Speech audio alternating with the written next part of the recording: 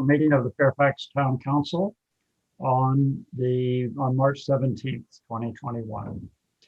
And if we can begin with a roll call, Town Clerk Michelle, if you would do that, please.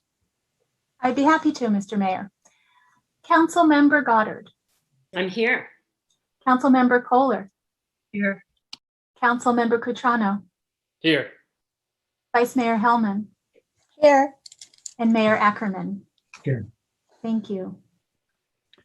And next would be the approval of the agenda and affidavit of posting with any changes. And I've heard there are a few changes that might be proposed. Chance. Thank you, Mr. Mayor. I was wondering if we could move the consent item to the start and just pass that. And I know there's some members of the public that wanted to speak on at least one of the consent items and was hoping to just get that out of the way. Yeah. Okay, so moving the consent calendar to the beginning of the agenda. And then I don't know if anyone else is. I do. This, but we have, yes. At the last meeting, I had asked that we do the selection process for police chief before we do the housing. And I thought through nodding of heads or something that everyone agreed to that when I saw, and we have to remember our interim police chief has to be here at 7 in the morning. So I think we continued this from last time. So I would suggest we move that ahead of the housing, which will probably take some time. And particularly now that we're moving consent as well. Okay. Let me also say that, and then we can consider that from what I'm told from Town Manager Garrett, that there's been some changes in what we need to think about with one of the consent items, which is number,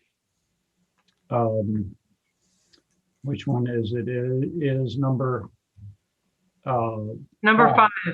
So number 5, we would need to pull from consent because there'll need to be a staff report and some discussion about the changes in what Garrett has learned on that.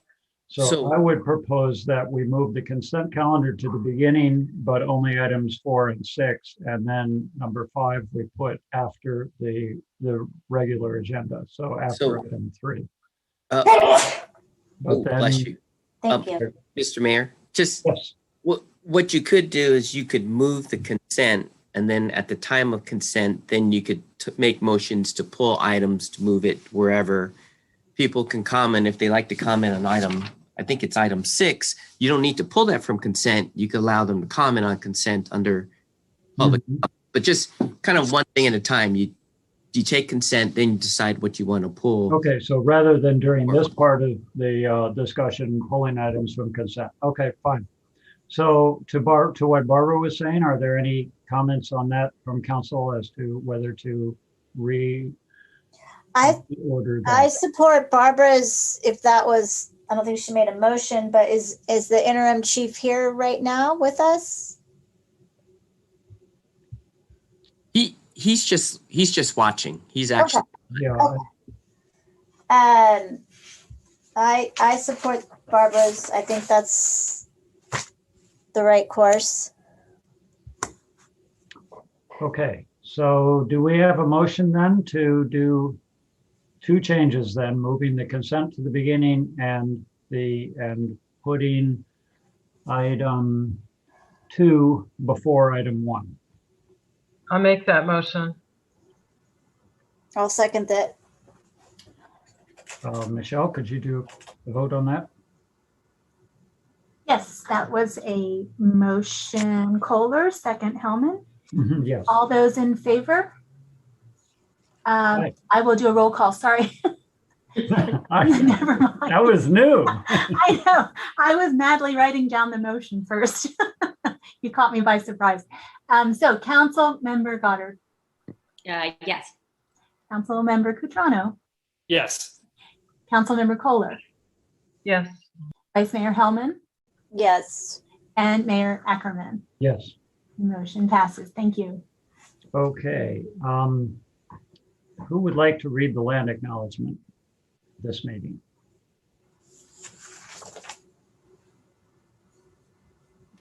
I'll do it. Great, Barbara, thank you. Okay, let me open it up. The Fairfax Town Council acknowledges that we are located on the unceded ancestral lands of the Coast Miwok people of present-day Marin County. We honor with gratitude the land itself and all of its ancestors, past, present, and emerging. Thank you. Thank you. And so as to meeting protocol, we've had decided, a council had decided a long time ago that we should reiterate this at every meeting just to make sure we're clear. The mayor shall maintain order at the meeting. The council and the audience are expected to refrain from using profane language and or ridiculing the character or motives of council members, staff, or members of the public, and to maintain the standards of tolerance and civility. And with the council will review our agenda at 10 p.m. and to ascertain whether we need to continue any items. And at 11:30 p.m. we will again do a review. Okay, thank you. And then I have been asked to make 2 announcements, so I'll be very quick. One is that we do have a vacancy on the Planning Commission. That's a pretty important, very important role in town. And the deadline, I believe, is, Michelle, is the end of this month for applications for the Planning Yes. Commission The vacancy. deadline is March 29th for March application. 29th. So you can go to, anyone who's considering that can go to the town website or call town hall or email Michelle and get information and an application for that. We definitely would like to get good applicants for that role. And then Resilient Neighborhoods, very important group throughout Marin, is forming a group. Resilient Neighborhoods does groups that forms groups. This is completely free, but it's a very powerful process. Resilient Neighborhoods does 5 meetings. I believe these meetings they're all online now, and they're going to be every other week. So 5 meetings, and in the course of that covered an amazing amount of material and work together. You really bond with your group and you figure out an incredible array of strategies to improve your climate footprint an enormous amount, and to also be prepared for emergencies, be resilient. So it's a very powerful process. And there are currently two teams forming, but one of them in particular is kind of oriented toward a Fairfax team. It's not, none of these teams are required to be in any particular location, but this is a Fairfax team. It would be starting on Wednesday, March 31st, and go on every other Wednesday for 5 meetings. And you can check the town newsletter or the town website for that. Okay, sorry for taking that time. Okay, so now we would move on to the consent calendar, and we might, so Garrett, you're suggesting that we can take comment on the consent calendar before we pull the item? We would. No, what I was just suggesting, if you do want to pull item 5, that it'd be the typical process. You'd see if any council members want to pull any items from consent, then make that motion. And then if people want to comment on item 6, then you don't have to pull it. You could just let them comment on item 6. Right, got it. Okay. Mayor, So, yes. I'm thinking that I might try to rescue our assistant town attorney from having to have his face on the screen while he waits through our consent item. Just thought I'd let you know, if you want to click your camera off, that you could then relax and make any funny faces you like. And you're welcome to do that yourself, Brian. Thanks. So, yes, Barbara? I would suggest that we pull item 5 only because I think there's a little difference in the staff report, and I don't think it will take that long, but I think it would be a good idea to hear more on the staff report on that item. And I just want to make a couple of comments on item 4. Just want to also say that regarding SB 612, I believe Mayor, you had asked for us to put this on the agenda. I may have too, but I think you asked. And it's something that will be helpful for all our MCE customers should it pass. And there's a broad range of support by legislators. And this is something that Cal CCA and MCE have worked hard. This has been sort of the bane of our CCA existence in MCE for many, many years, and it's cost our customers a lot of money. So if it passes, it's not going to go away, but it will be more helpful and more equitable. So thank you for bringing this up, Mayor Ackerman. Thank you, Councilmember Kohler, for all your work with MCE for many years. Okay, so if there are any other council comments before we take public comment, then we'll go ahead to public comment on the consent calendar, which now consists of items 4 and 6. Renee? Yeah, I'm sorry. I actually was going to ask Councilmember Kohler on item number 4. We just went through this on the Climate Action Committee review of the Climate Action Plan. That same question about the town of Fairfax, and this is in the letter, the sample letter, is a proud member of MCE with most residential, commercial, and municipal customers receiving 90% carbon-free energy. Could you explain that the way you did so clearly on the other meeting for people who were not? Okay, yeah, so a couple things. So renewable energy is not the same as carbon-free energy. Carbon-free energy is a bigger set. And so renewable energy are specific things that are in the renewable portfolio standard. Under Deep Green, which 8.6% of our customers in Fairfax get 100% renewable energy. Under Light Green, which the rest of our MCE customers in Fairfax, and there's quite a few, they get 60% renewable energy, but they get this year 90% carbon-free energy, and that's things like large hydroelectric, those kinds of things. And then next year, MCE is committed to, under Light Green, to have 95% carbon-free energy for Light Green. And just to quickly mention, there's also another program called Local Sol, which is 100% solar renewable energy. Deep Green is 100% solar and wind energy. Is that more confusing because I added all that? I apologize if so. No, very, very helpful. Thank you. Good explanation. So for the public, one of the biggest things you could do, if you are one of the people, and it's 19% in our town, who early on in the history of MCE may have thought MCE wouldn't be as successful as it's turned out to be, which is pretty stunningly successful, and opted out. But you can opt back in, so please consider that.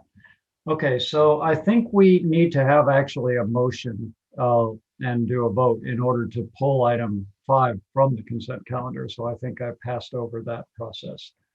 Can we get that motion? I'd make a motion to pull item 5 from consent. And I would just suggest for ease that rather than moving it to way at the end of the agenda, if we think we can do it relatively quickly, that we put it after consent, because there may be some folks waiting to speak on it. I'll second That was too long a motion. Chance, was that a second? Yes, Mayor. Okay, so let's go to a vote on that. I'll go ahead and take the roll call on that. So Renee? Yes. And Barbara? Yes. Chance? Yes. Stephanie? Yes. And myself, yes. Okay, so now back to the consent calendar. I think we're ready to hear public comment on the consent calendar. Thank you, Michelle. Thank you, Mr. Mayor.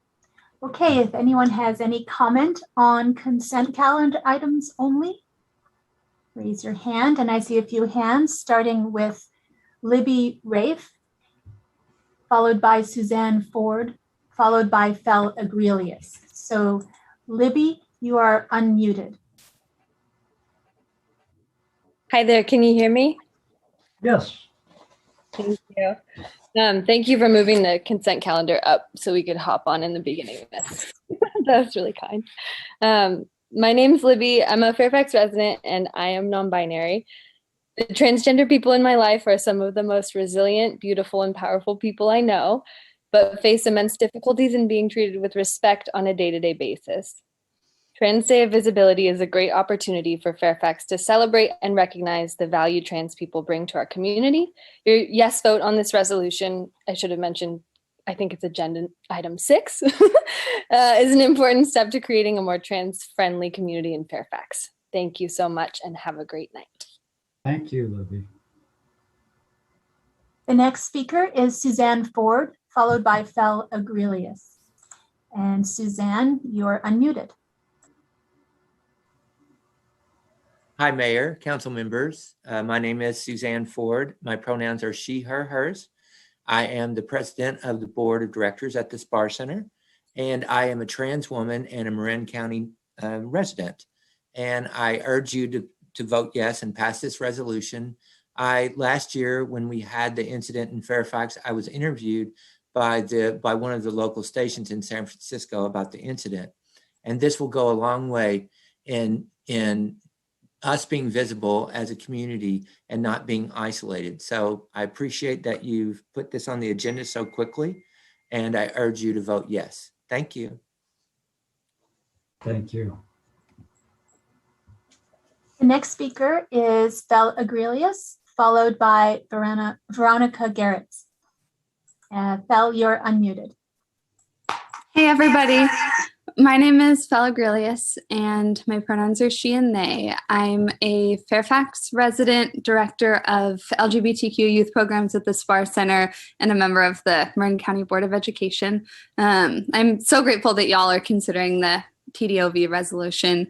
This day is really an important opportunity just to celebrate the general wonderfulness of the trans community.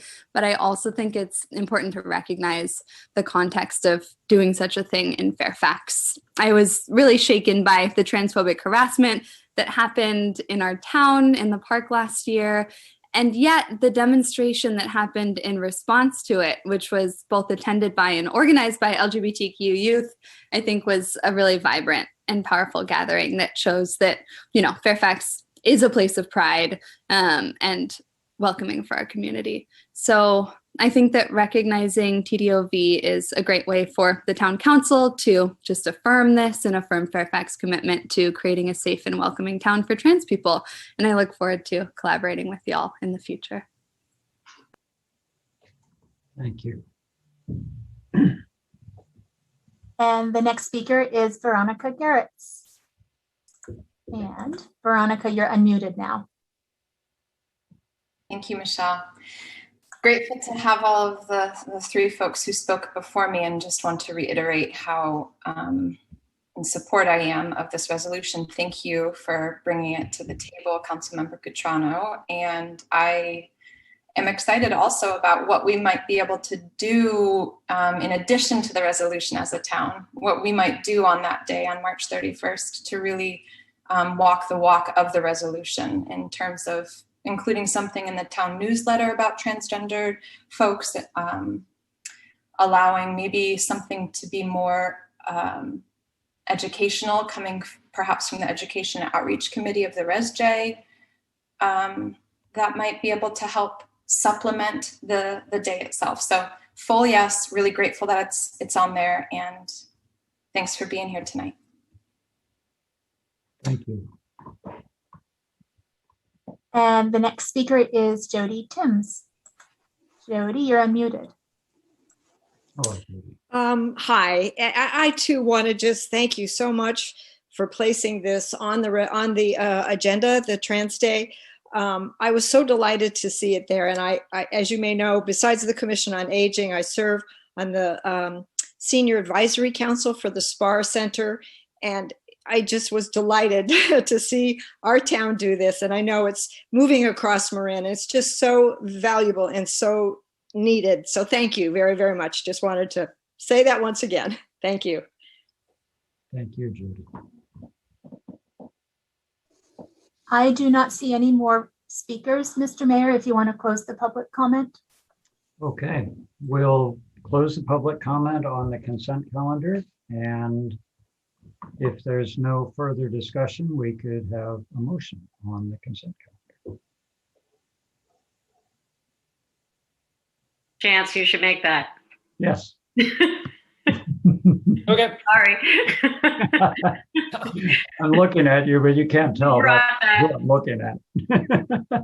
I'll move that we pass consent, or yeah. I'll second. Right, we have a motion, Cutrano, second Goddard, and would you take the roll call, Michelle, please? Yes, Mr. Mayor. Councilmember Goddard, Yes. Councilmember Cutrano, Yes. Councilmember Kohler, Yes. Vice Mayor Hellman, Yes. Mayor Ackerman. Yes. Motion passes. Thank you. Okay, consent calendar passes. Now, our next thing would be item 5, which we pulled from the consent calendar. And Garrett, would you give a staff report and explain what you've learned about that? Sure. So item five was originally stated as authorize the Racial Equity and Social Justice Committee, ResJ, to develop its own application, interview, selection, and appointment process for filling vacancies on the ResJ. Now, since the staff report, we're actually modifying the actual recommendation. And the recommendation at this point now is actually authorize the ResJ to develop and conduct its own application and interview process. That'd be one. The second recommendation is then request the ResJ to make recommendations to the council regarding appointments of applicants to fill the vacancies on the ResJ. And so briefly, as a little background, council appointed the members to the ResJ in September 2020. Composition at that time was 2 council members, that's Mayor Ackerman, Vice Mayor Hellman, 11 at-large members of people who live within the 94930 zip code or work in town or own a storefront business in town, and up to 2 youth members. Currently, the ResJ has 3, possibly 4 vacancies. If there was 4, it'd be 3 regular and 1 youth. If it's only 3, then it'd be 2 regular and 1 youth. And so at its February 2021 meeting, the ResJ discussed its desire for developing and implementing its own process for conducting and filling vacancies. However, one of the things that I think we misspoke in the staff report is that state law doesn't allow for that option. It does require the council members to appoint members to Brown Act committees. And so our recommendation now is modified for the council to consider is that we think you have 2 options if you like the concept of the ResJ being involved in the process. And so one is you could ask the ResJ to develop its own interview application process and then recommend a slate of candidates to fill the vacancies for council consideration. Or 2, you could ask the ResJ to conduct its own interview and application process and recommend a short list of applicants for council consideration for interviews and appointment. So again, clarification, it's if the council is interested in the concept, you would then allow the ResJ in some form or fashion to conduct its own interview application process and either, again, make recommendations to you on who they'd like you to consider to appoint, or give you a short list of applicants to interview and appoint. So that's the modified staff recommendation at this time. Yeah, Barbara. Yeah, so I think I guess maybe this is deliberations, not questions, because I had raised this. I thought there was something in state law.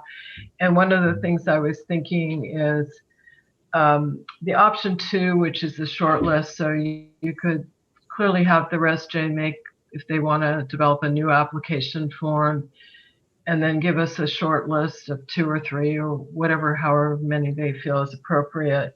And then we do the very simple interview process like we do for all committees, where it's a really short application. It doesn't say an incredible amount, but so we moved to kind of the way we appoint people, but the ResJ has more input into who those folks are. I mean, typically the council has required that people attend at least one meeting.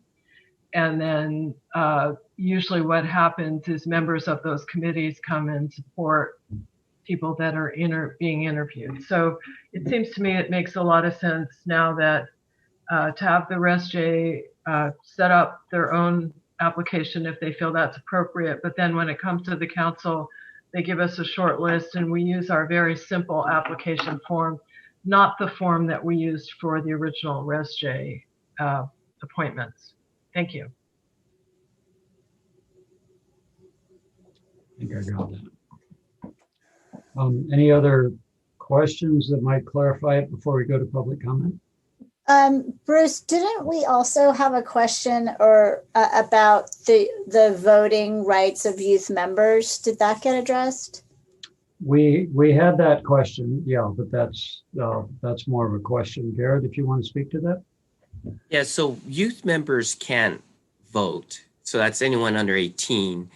But if you have a youth member that turned 18, you could always recommend to the council, appoint that person to fill the regular member slot, and you go out and find a new youth member. I mean, that's an option.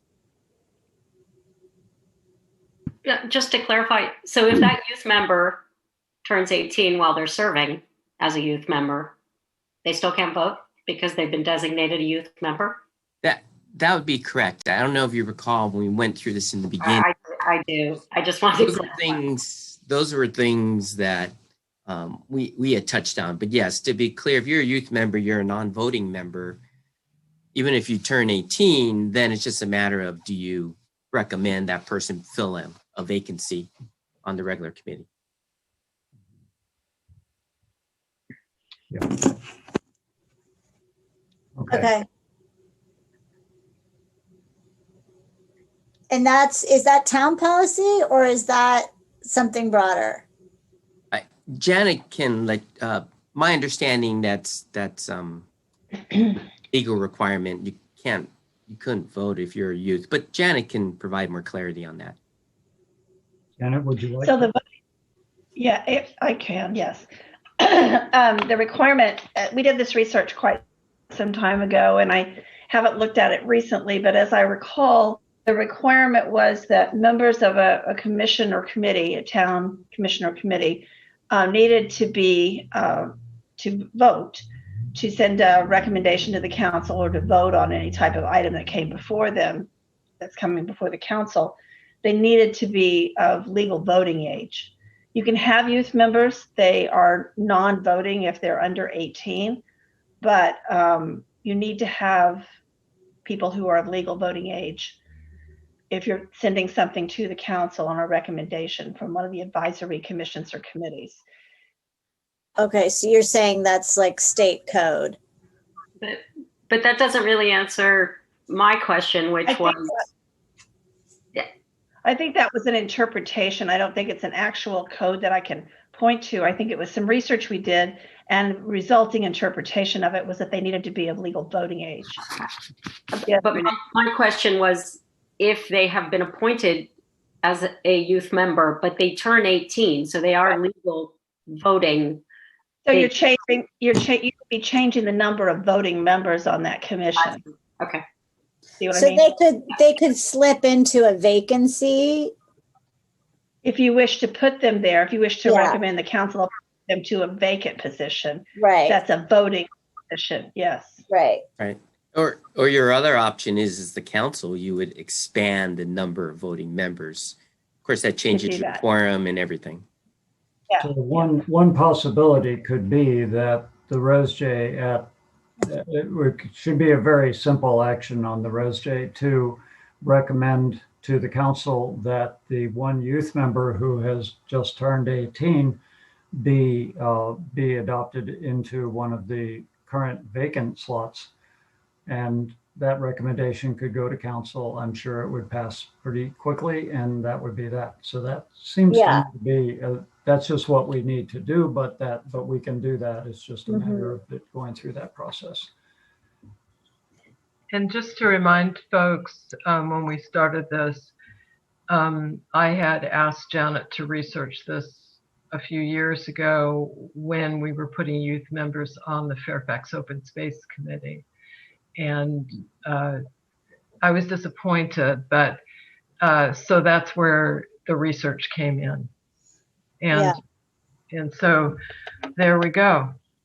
Well, I noticed something come through from San Anselmo. They have a youth commissioner role that sits on all of the committees. And I couldn't tell I took a snapshot of it, but I couldn't tell if they actually have voting rights or not. So I think that's probably worth exploring. But anyway, okay,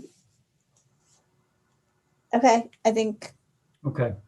So at this point, we're just doing clarifying questions. And if we don't have any more of them, we can go to public comment. Are we good on clarifying questions? All right. So, Michelle, would you please open the public comment? Yes, the public comment is open, and if you'd like to make a comment on this item, please raise your hand. I see Veronica Garrett has a hand raised, and John Romatis or Jane Richardson Mack. So Veronica, you are unmuted. Thanks again, Michelle. Hey again. Thank you for bringing this up, Bruce and Stephanie. Just to air it out so folks in the public know, I think these meetings provide a really good opportunity to be educating ourselves, in addition to having you wonderful council members making decisions. And the reason that ResJ felt concerned about this, the reason this got raised in our last meeting, was in terms of an equity concern, really, that if we have youth members, we want to make sure to let them know that their voice really does matter. And indeed, knowing how much of the racial inequity and social injustices they're experiencing as youth, who aren't given the same power and authority as adults sometimes. And so that was why we felt troubled that our youth members, who we really value on the committee, weren't able to be voting. And so I'm hearing, it sounds like, Janet, there was the sense that it was an interpretation of the law, and hope that that's, sounds like that's an accurate representation. And without asking anybody to do too much extra work, would just ask to make sure that that's really indeed the accurate representation, that there isn't any room as a town for us to shift that in the name of equity for youth, to let them know that what they vote on really does matter to us. And then in terms of the application process, the concern around having ResJ design the application itself, because there were a lot of concerns of classism in the application itself that were raised. And also to do the interview process ourselves was to really acknowledge that as a council of white folks, that it felt quite inappropriate for folks of color to be feeling like they needed to be interviewed to determine whether they've have a lived experience that would prepare them for a racial equity and social justice committee. So I really am grateful for your consideration that we can hold that internally. And I even wonder, to the extent if it's at all possible, that rather than them ultimately getting suggested to town council to then again approve, kind of begging that issue again of a group of 5 white folks deciding whether or not folks of color who might be far more capable and informed about things, then we could determine that it's kind of showing a model that it's not our job as white folks to determine that for folks of color. And so just want to insert that potential. Is it possible that town council doesn't get to decide who's on that committee, or is that necessary? Thank you. Thank you. The next speaker is either John Romatis or Jane Richardson Mack. You're unmuted now, and you will be followed by Joe McGarry. Good evening, Council. John Romatis. I'm a Fairfax resident. I'm just going to set aside the complete, racism I just heard, but that's fine. I just want to make a point that what's on this item 5 is that you're basically is up. It's like, hey, we want to have our own process. We want to make our own decisions and be completely insular from anything from the town council. Like, we're going to make our own pick and have our own thing, and then bring these applicants to the town council and say, hey, you pick out of our bucket. I just like the transparency. Like, really, is this where we are? Like, right now, every other committee goes through the town council. Anybody can go in, they can state their case, why they want to do that. I really feel strongly that circumventing a process to put in place something that leaves us a small amount of people with this power to make a decision and make their own decision, whether for better or for worse, okay, granted, but to say like, hey, this is our pick and this is who you get to pick through. I just don't buy that. I think that the whole democracy and transparency is thrown out the window. So I would recommend that you vote against that, and that committee members be picked straight through the council as they have been. Thank you. Thanks, Joe. The next speaker is Joe McGarry. Joe, you're unmuted. Thank you so much, Michelle. Good evening, Council.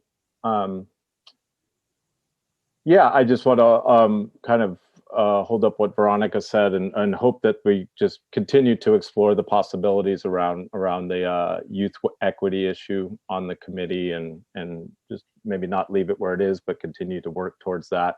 And then just in terms of the application, I know that this item is specific to the ResJ application, but it's the same application for all committees. And if we're saying that the impetus for all this was that the application itself felt classist and was uncomfortable for people of color, then I think we should be looking at the application for all committees. If a person of color was going to apply for the planning commission, that they too would be uncomfortable with that same application. So maybe it's something for the ResJ to do, to rework the application for all commissions. So just wanted, and commissions and committees rather. So just wanted to start that conversation. Thank you. Thank you, Joe. The next speaker is Mark Bell. Mark, you're unmuted.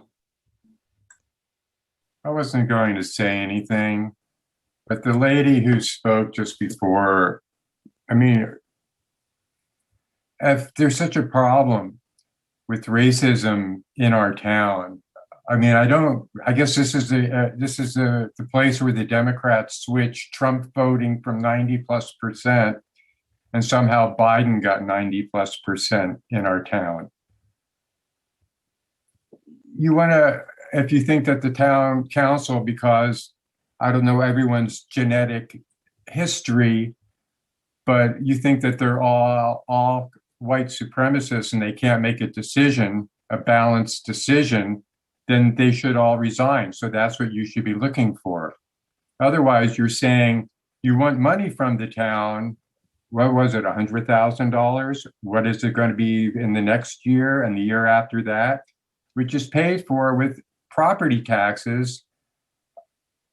And you're saying that the people who are on the town council, who represent the people of Fairfax, for better or worse, whose budget is from the property taxes of the people who own property in this town, should have nothing to do with this, and that everyone here is a racist. It's an incredibly racist statement. And what I would suggest is, why don't you leave and let people of color who aren't racist like you are move in here? That's my comment. It's absurd.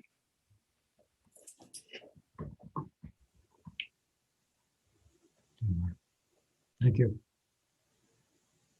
The next speaker is Deborah Benson. You're unmuted now.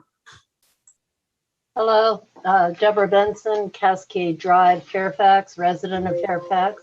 I have been knocked out of this meeting by my computer a couple of times, so I have not been privy to the previous comments. I got the last line of Mark Bell's comment.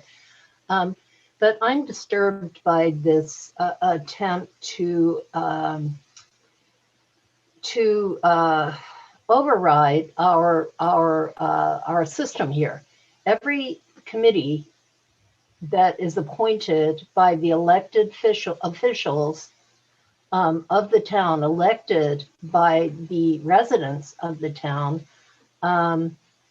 all the members are appointed by those representatives. None of our committees pick and choose their potential committee members. Every committee has a lot of political power in some way, and our elected council members are the people who oversee how that power is played out.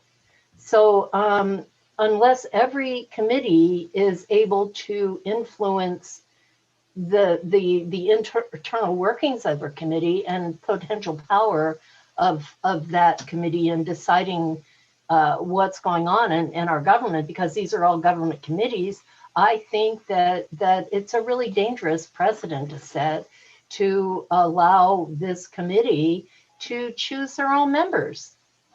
I think I've attended a couple of these meetings. Recently, there were term limits set on the tree committee, which was a good thing. I've looked, and there are term limits on every other committee in Fairfax. And in looking at that, I realized that there are also rules about how often you can, as a member of a committee, you can miss a meeting and still be a member of that committee. And during my attendance at some of these Red J meetings, I heard a few times, well, so-and-so can't make it tonight because they had to work, or so-and-so can't make it. So I think there's more oversight that needs to be placed on this committee, not less. The other thing about it is that this committee, unlike any other committee, has $100,000 of our money. You know, I pay a lot of money every month in property taxes, and I would like to see more oversight, not less. So I guess that's all I have to say. Thank you for hearing me. Thank you, Deborah. I do not see any more raised hands. If you wish to close, oh, I do see one more raised hand, and yeah. I'm assuming it's Jane Richardson Mack and not John. So I'm allowing you to talk, Jane. Hello, yes, it is. It's me, Jane. Thank you for taking me. I have to agree with some of the things that some other of the speakers have said. I, too, really wonder about the wisdom of giving so much power to a committee to make all of its own decisions, especially a committee that has a whole lot of money to spend. And I don't like the inference that just because we have white town council members that they can't be sensitive and make good decisions about things, about picking members. There's an awful lot of that sort of thinking going around that it's really unfair, and it's not correct. We're not a racist town. I don't believe that. I don't believe the town council members are racist and that their color will influence their decisions. Probably au contraire, I would say. For some of you, we'd be more inclined to go the other way in an effort to show how unbiased and unracist and woke we are as a town. I think it's dangerous to do this. I completely disagree that all power should be given to the committee. They should, in my opinion, go to the same rules and regulations that all the other committees do. I wouldn't change anything. If one thing you did say that maybe might work is if ResJ wants to work on the application process, that would be appropriate for all the committees, if to make it be more inclusive. If for some reason the way it's written is offensive to some people, I would go for that. But that's the end of it. Draw the line there. Too much power to a small group of people who are very bent in their ways, and it's not. It's really not fair to the townspeople of Fairfax who pay the taxes and pay for so much, and we're feeling powerless, like we don't have a voice anymore. And I hate to say it, but it's largely being said because we're white.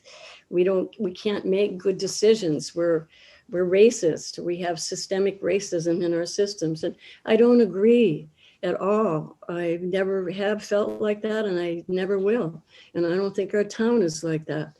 So I resent that inference, and I would ask respectfully that the town council hold to the rules of the town council, the rules that the people have elected you to hold fast. And I thank you for your time. Thank you, Jane. The next speaker is Naomi Alessandra, followed by Richard Applebaum, followed by Beth Vertical. Naomi, you're unmuted. Hello, everyone. Good evening. Thank you so much for being there tonight.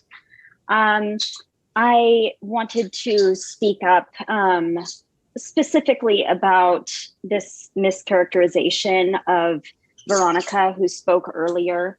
In no way did Veronica call anyone a white supremacist or a racist in town. And I'm disturbed by that inference. You know, there's a lot of talk lately about divisive language coming from activists in town, and there was no such divisiveness in Veronica's language whatsoever, but that was how she was characterized. So I would just like to caution the people of the town to not mischaracterize other people's language. Nobody is being called a racist. I think what has been discussed is the possibility that folks of color might have lived experience that would provide expertise on the subject of racial equity that would allow them to, make very well-informed decisions about what kinds of people and the kinds of, expertise of those people would make good committee members. So I am all for a process that would increase the ability of this committee to add their voices to the process of choosing people to be on the committee. I also agree with Joe that I think it would be a really, really great and important idea to revisit that application in general, because there are questions on that sheet that certainly made people not want to apply to the ResJ in the first place. So it's definitely worth looking at the language in that application for all committees. Thank you so much. Thank you, Naomi. The next speaker is Richard Applebaum, followed by Beth Vertical.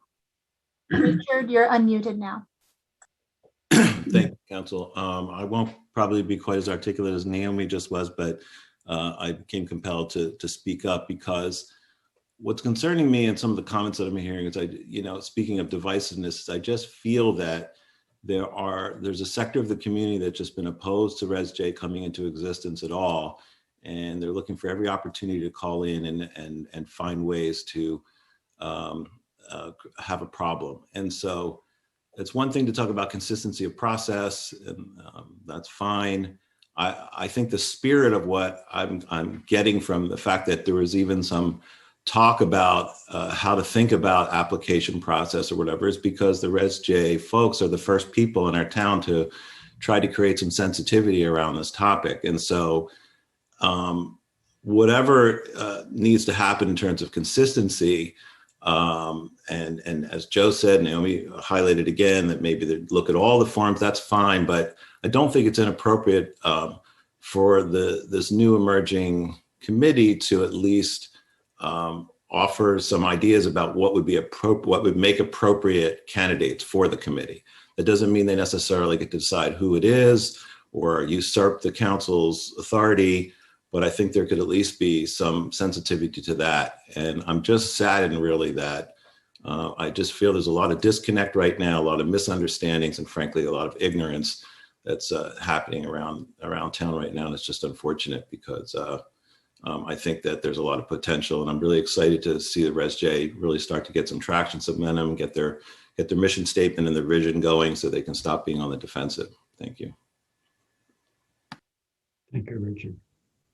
The next speaker is Beth Vertical, followed by Liesl Blasch, followed by Mimi Newton. Beth, you're unmuted now. Thank you, Michelle. And you've unmuted me a lot of times and I never said thank you. So, global thank you on that one. I'll thank you every time from now on. I'm sorry about that.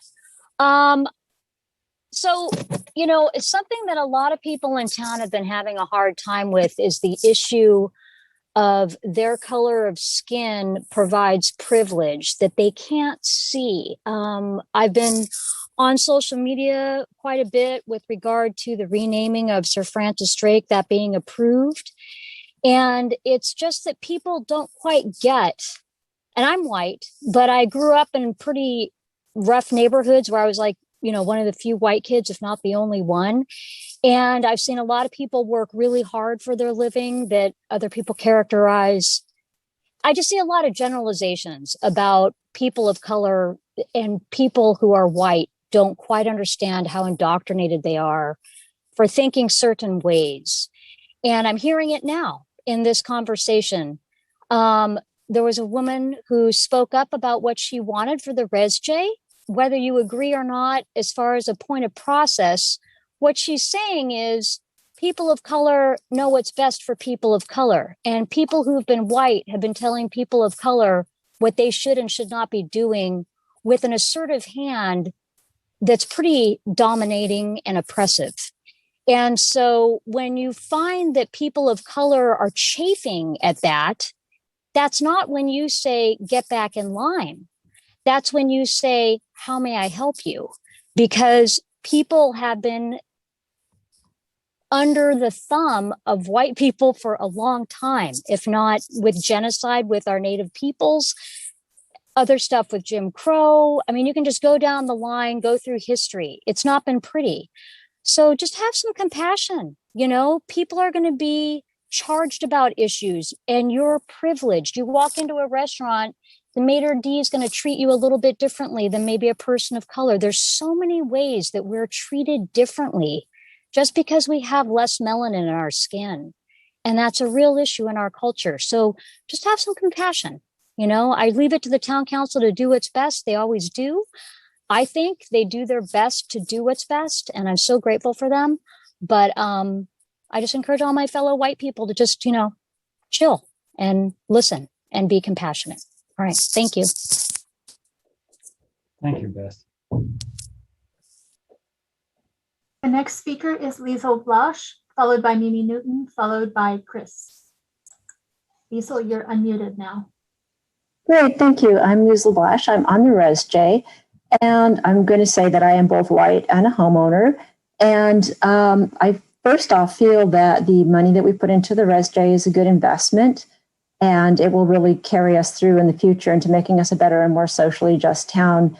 I did want to note, however you decide and whatever you decide is the appropriate rule for selecting committee members, that no other committee, there are some white people on the committee, but many are people of color, that no other committee draws upon the lived experience of committee members as an important qualification for being on that committee. So this one is a little bit different. So I just want people to be aware of that. You don't have to be a tree to be on the tree committee. It's kind of a different thing.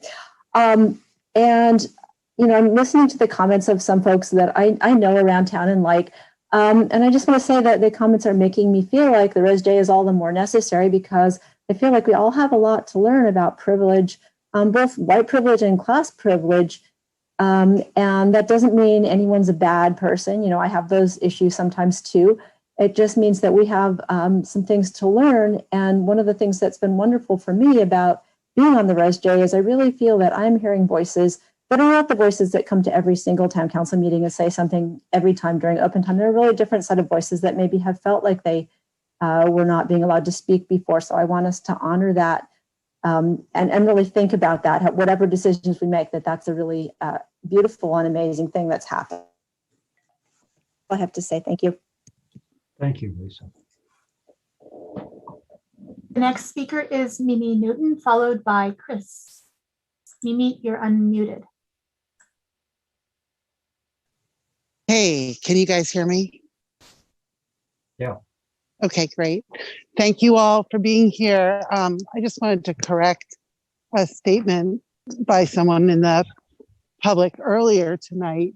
The Res J, and I think Liesl got into this a little bit, but the Res J application is not the same as the application for the other committees.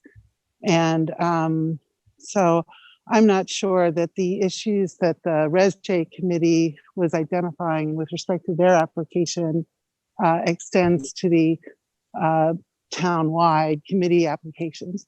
It's certainly worth looking at, but I just don't think the same issues are raised there. And then the other thing I wanted to just mention quickly is when our country was first founded, the ideas of democracy were based in part on Native American cultures, and the fact that often Native tribes would ask for everyone in the tribe, men, women, and children, to speak before decisions were made. And, you know, our forefathers got the let all the men speak, not quite, obviously. Eventually, we got around to giving women the vote, but listening to the voices of the people who are too young to vote is, I think, a great idea and something for us to shoot for incorporating to the extent we can by law. Thanks. Thank you, Mimi. The last speaker is Chris. You are unmuted now. Yes, hello, thank you. So I see that my time is starting from 1:10. Is that right? Just a moment, that will be fixed. Thank you. Let's go for it. Okay, thanks. So yeah, I'm a mixed race but passing white resident of Fairfax, and I'm an educator as well. And a lot of the work that I do is with young adults and like young emerging adults, college age students.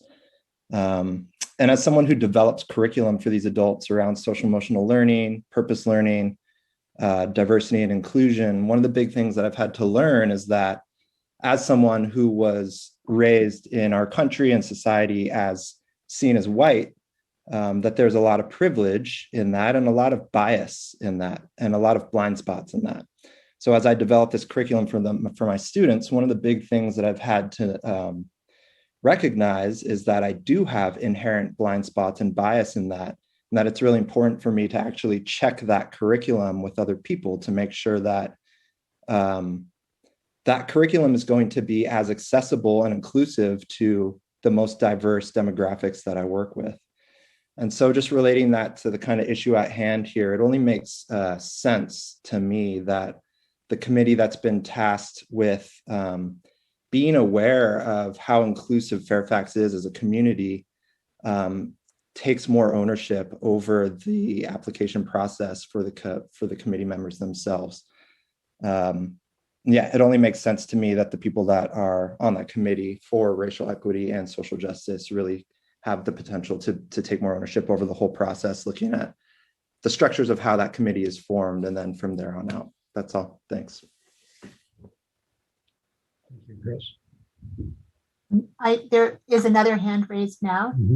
That is Jesse Lum. You're unmuted. Hi, thanks.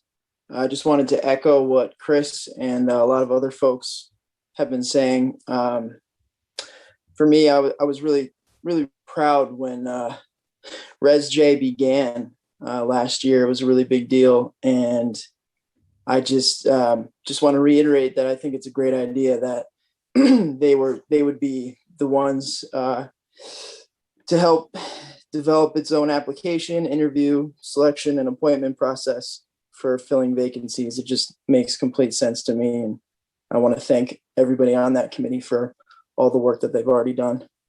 Thank you. Thank you, Jesse.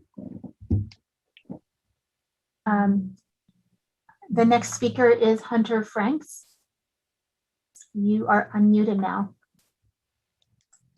Hey, Council. Just wanted to call in and voice my support for all the work that ResJ has done thus far. I think it's been really great to witness and to see the town of Fairfax leading the way and actually listening to both folks of color and other folks in the town. I think we've seen in places like Mill Valley, where maybe some of the bodies similar to ResJ and the diversity, equity, inclusion group that they formed there, task force, did not necessarily meet the standards and live up to the expectations of what was actually created and asked for. And I think this is a really great opportunity for the town of Fairfax to continue to prioritize ResJ and the work of anti-racism in Fairfax. I think, as we all know, it's just the very beginning as we work to create a more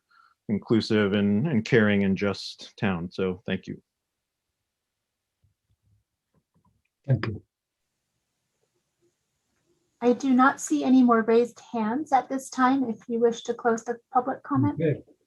We will do so then. Public comment. We'll come back to the council on this. Mayor, Yes, Renee. may I just ask a question, please, and not in lieu of my comments? Could I please ask for an explanation from Janet exactly what it is legally that we are required to do as council members in an interview process, and what is not required of us should we choose to want to change it? Well, as far as the interview process is concerned, you can set the rules and the guidelines for that the way you want. The selection, the appointment, needs to stay with the council. This is a council-created subcommittee. Because it's a council-created subcommittee, it's a Brown Act body. So all the rules that go along with the Brown Act follow this committee. It's advisory to the council. The council retains the authority over its own committee. It can dissolve it. It can increase the membership, decrease the membership, change the membership. Unless stated otherwise, everybody on this subcommittee serves at the pleasure of the council. So not only do you appoint them, but then you can remove them. You can put somebody in their place. You retain complete control. It's your subcommittee. And if you wish to have input from the committee itself as to filling vacancies, you can do that. Interview process, you can do that any way you want. You make the decision however you want to make the decision, but the decision is yours. So if I understand correctly, thank you, Janet. If I understand correctly, we could give the interview process to the ResJ to handle on their own, and they could potentially make a recommendation for us, and we would go forward with an appointment. Yes, you can decide whether you accept that recommendation or not. It would be a vote of the council. Majority vote of the question. Thank you. Mayor, I see another hand raised. Close the public comment at this point. So that's, I think we need to stay with that. So I can make my comments if that's all right. So I think there's a couple of things. Mimi pointed out that the application for the ResJ committee was completely different than the application for all the other committees we use, which is very simple. And I know the ResJ has quite a bit of work on their hands. So I think it made sense when we started to develop the ResJ committee to do a separate application form and a very convoluted, detailed interview process. But I think we're at a point where I would suggest that instead of having a complicated form, application form, have the ResJ take a look at the simple form and see if there's something they would want to change in that for, can I just finish, Stephanie? And then have them take a look at that. I mean, it would be good for the ResJ to move on their processes for all the things they want to get done. But I'm not married to that, whatever happens with that. I see having the ResJ group do some pre-interviews and giving a short list of more than just the folks that they would potentially want to appoint, but a short list that would come to the council. And I view this as a transparency issue. If it was just really basically just take what the ResJ gives us and appoint those people, there would be no public input from the rest of the broader community. And I also know that when we appointed folks to the ResJ, there are a number of white people on the ResJ as well as people of color. I also know that we passed over some people of color, and at this point we only have one African American on that group, and we did pass over at least one African American for that group. So nothing is perfect, but I think we really need to think about transparency and bringing this to the council for decision making, but definitely have the ResJ have a lot of input into it. If they want to redo a new application form to go through with people they pre-interview, I have no problem with that. I just think they probably have a lot of other work to do. But I also want to get away from some of this. I think there's been divisive language from everyone that's called in potentially, or from a lot of the folks that have called in with opinions on either side. You know, let's just have this committee do its work. If we need to appoint new members, let's move forward. And if ResJ wants to have a lot of input into that process, that's fine. But I really am concerned about what I'm kind of hearing, that they just give us 3 people and say appoint them, because I think we should have public input on that process. So I'm happy that, we can change this dynamic somewhat, but I would like to see us kind of move on, and let's make this a little more consistent with the way we've done all our other towns and committees, appointments. And I think we can have a good group, and I think there's been a good group already, and some folks have dropped off for various reasons. But that happens in groups. And part of the reason is I think we have a very large group, and it's difficult for people to really stay engaged with all their other commitments. Thank you. I'd like to correct some confusion about the application. And if Michelle could chime in, I would appreciate it, because the ResJ application is the application that all the committees use.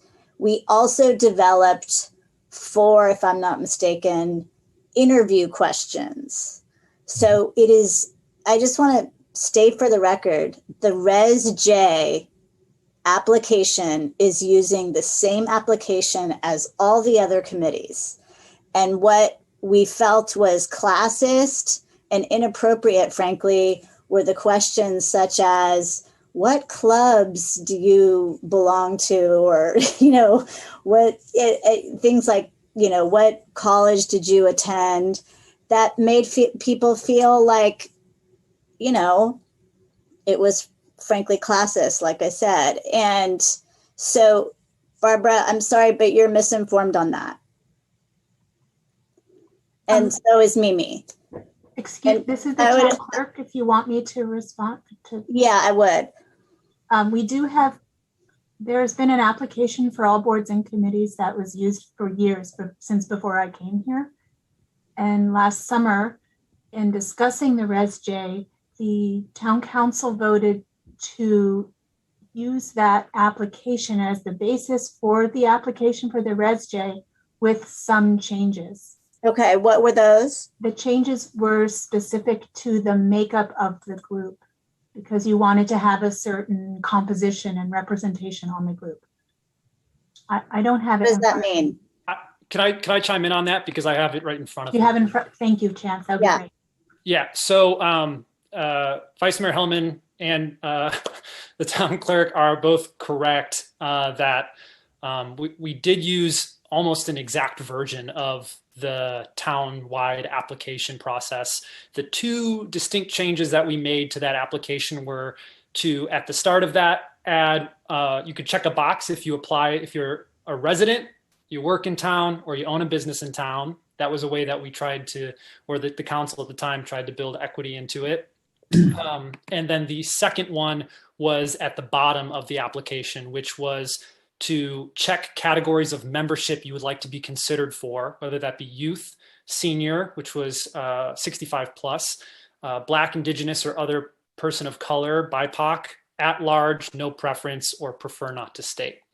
So those were the two distinctions, but that was in the second August meeting was where that was brought forward. If anybody wants to go back to town council. Thank you so much. Thank you, Chance. But the essential application was the same. And then we developed the interview questions from there. So, you know, anyway, I just want to share that, and this, I want to address the transparency question. Res-J meetings are provided on Zoom, public, recorded, hosted on the town website. So there's no issue of transparency. They're as transparent as one could be. And you can find this for yourself. At the last meeting when this came up, I feel inclined or compelled to represent how strongly the committee felt about this, about taking ownership of this process because of primarily how the people of color who applied felt so uncomfortable with the application process. And so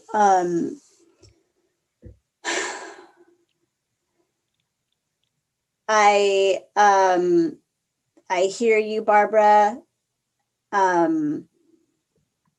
There's no question that I feel that the design of the application needs to be developed and owned, if you will, by the Res-J committee, a subcommittee of Res-J, in my opinion, and that was heard loud and clearly last month on the committee, from the committee. And I would like to hear from others on the council about whether it's, you know, we put forth this number of recommended appointees or a short list. I'd like to hear from others on the council about that.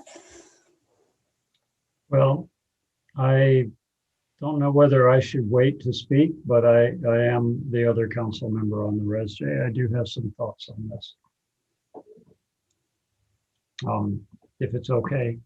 So it seems as we speak about this that there are sort of three different layers to it. One is the application process, the application form and the application process, not only for Res-J, but for the other town committees.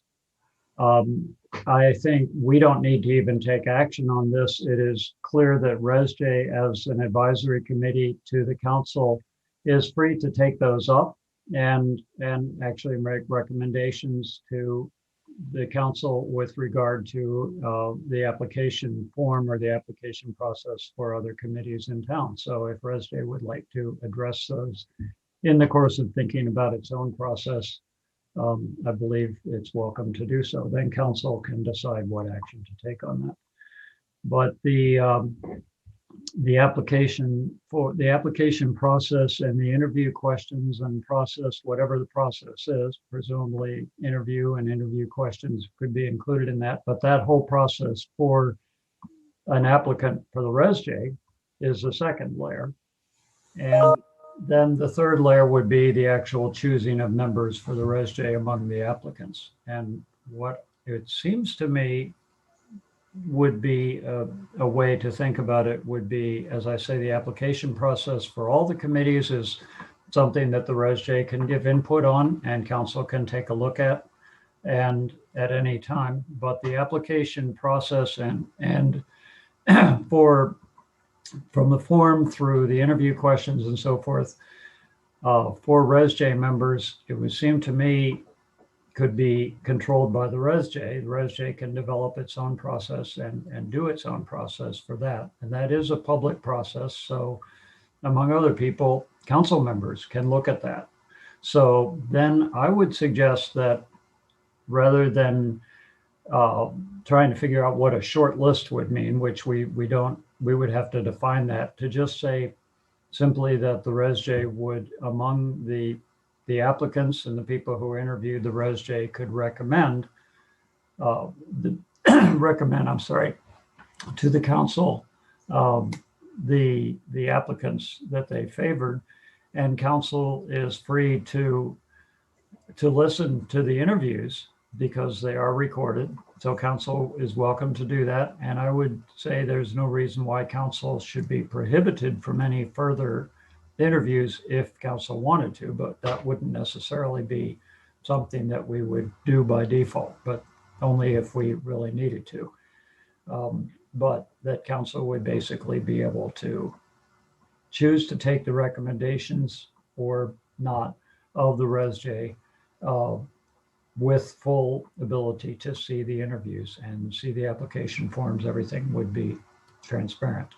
But I do think that there is value to the fact that as an elected council, and also for consistency with the other committees, and just to highlight the importance of the ResJ, that it be the elected members of the council, elected by the people, that make the final decision. That just really makes sense to me. I don't really foresee a conflict in that process if it happened that way. So that's what I would think might make sense from what I've heard. Chance? Thank you, Mayor. Yeah, I just wanted to add some thoughts here and thank the public for speaking. The first thing is that it's something that the ResJ members may not be aware of either, is typically how the process works either, which is to say that, per Councilmember Kohler's comment, usually folks attend a meeting first, or two meetings or whatever it is, and then they can put in their application. But historically, like when I was on open space, the open space committee or the volunteer board, I would then be scheduled to meet in front of the council in person. And members of those committees have historically come to those meetings. I always thought it was an amazing thing to have the chair of the volunteer board or a couple open space members actually take time out of their day to come down to the women's club and to say, hey, I can confirm this person did come to the meeting. We had a great conversation. They're going to be a great addition. We really support them joining this committee. That's something that is kind of hard to pull off in the pandemic because the way we've structured the Racial Equity and Social Justice Committee is that if you pop on, you can only comment during open time, and you don't actually get to really interact with the ResJ members because they're all panelists, and it's kind of more like a council, which is unlike every other single committee we have in town. So that is one way that it is actually distinct. It makes it more difficult for new folks to actually engage in a way beyond public comment. But it's something about the process in terms of transparency to think about is there are ways where ResJ members could come forward and recommend folks, even when we go back in person, whenever that may be, or however we may do this.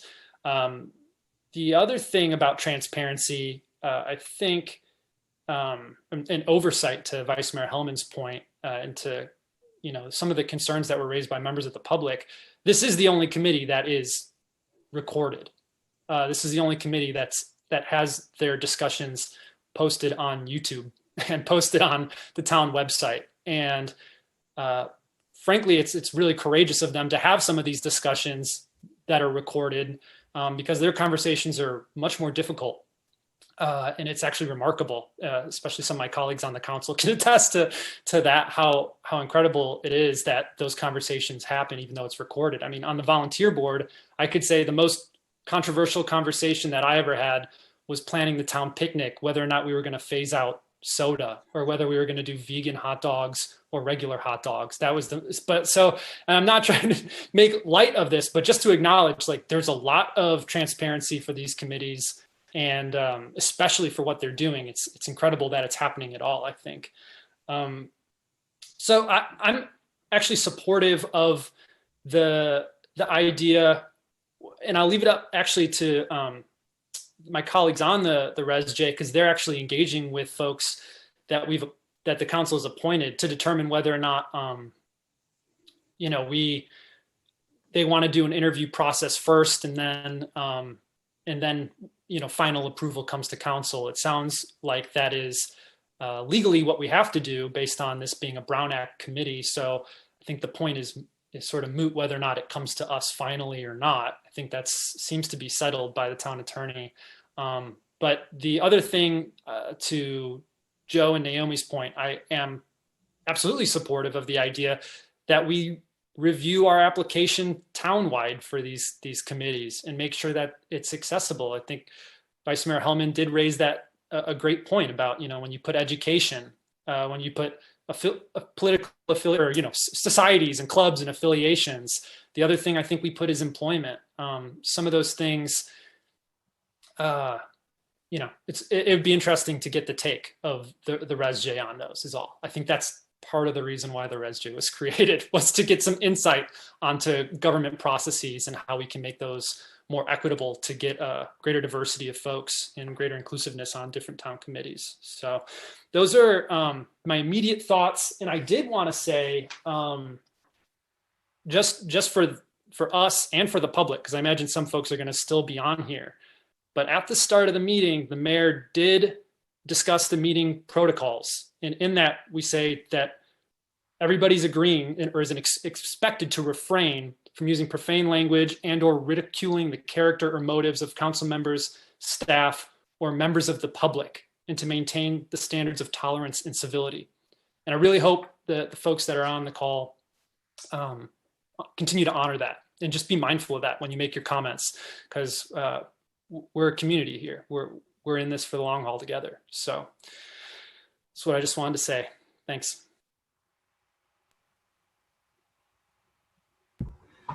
Okay, thank you, Chance. And Renee? Thank you all so far, all the thoughtful comments from council and from the public. One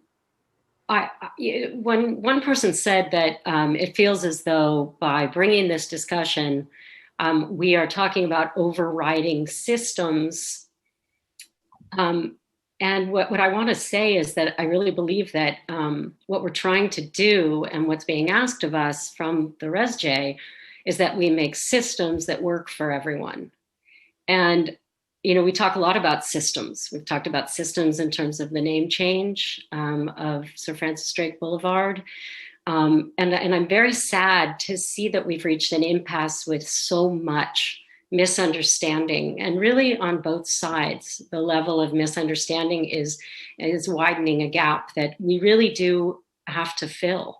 And I think we have a great opportunity to, but just as Chance just recalled the meeting protocol, it's really vital that we listen to ourselves and how it is we speak to one another. And it's obvious that everyone on here is speaking authentically and very passionately about what they believe. I didn't hear anyone say that we were white supremacists or that white town council members weren't able to make good decisions. And I think there's a gap in trying to understand how it is that Fairfax has stated that we want to move toward an anti-racist town without thinking that that means that everybody who is in this town is a racist. And I think that's learning. And I'm hoping that the ResJ will bring that learning to the community. It's not just a group for empowerment from within, but it's a way to bring new ways of thinking to the community. And it's a journey that I've embarked on myself. And I think it's very worthwhile for everyone to take. And I know it'll bring us together. Liesl said that there's no other committee that draws upon people's living experience or lived experience. And I think that sets it aside. It sets it apart from many and all of our other committees. The history of this, as Chance was referring to historically, how we choose and interview people, that there's not a big history to that. I came onto council and I really believed that the council should interview everyone who applies for our committees, because we owe people the respect to honor them, to meet them, and to sit and rap together about what they want and who they are. And so we implemented that. It used to be only that in-person interviews, I think, correct me if I'm wrong, took place with the Planning Commission when we appointed Planning Commission members. Barbara's shaking her head. So let me finish, and then if I'm wrong, please correct me. But what I wanted to say, even if I am wrong, I think there was something, anyway, not defending my wrong statement, but is that things can change. And this is the first time we've ever embarked on a situation that we are asking people to step up and be vulnerable in a way, and asking them their race, how they affiliate, we've heard things from people like I've never heard on a town council in any city, and certainly not on ours. So it's okay to make a change here. And I really believe that the interview process can stay within the ResJ. Application needs to be altered for everyone, as we learned earlier in the summer. And that it should come, and needs to, if we are a Brown Act committee, needs to come back to council for a final appointment.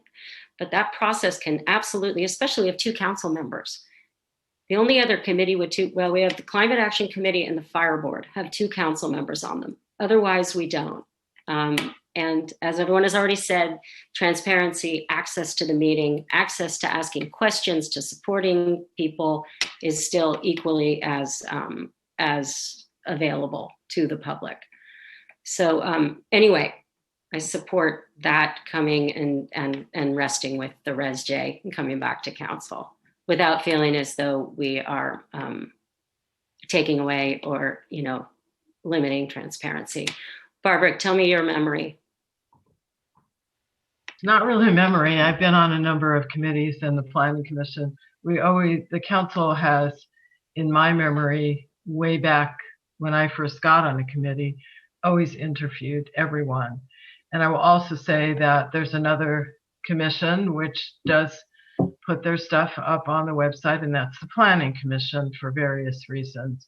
But I will also say that, just to clarify my comment about transparency, it's not an accusation that the ResJ is not transparent at all. I realize those are open meetings. People get an opportunity to participate, listen, go look at them. But what I'm about is that council appointments should be transparent to the general public, and I don't believe that we should expect that people are going to go back and watch videos of the ResJ or any other commissions that we have. So I'm not saying that the ResJ should not have quite a bit of input into this decision, but I think we should make the ultimate decision. And I think they can give us whatever a short list is, just like Councilmember Catrano was talking about the process of,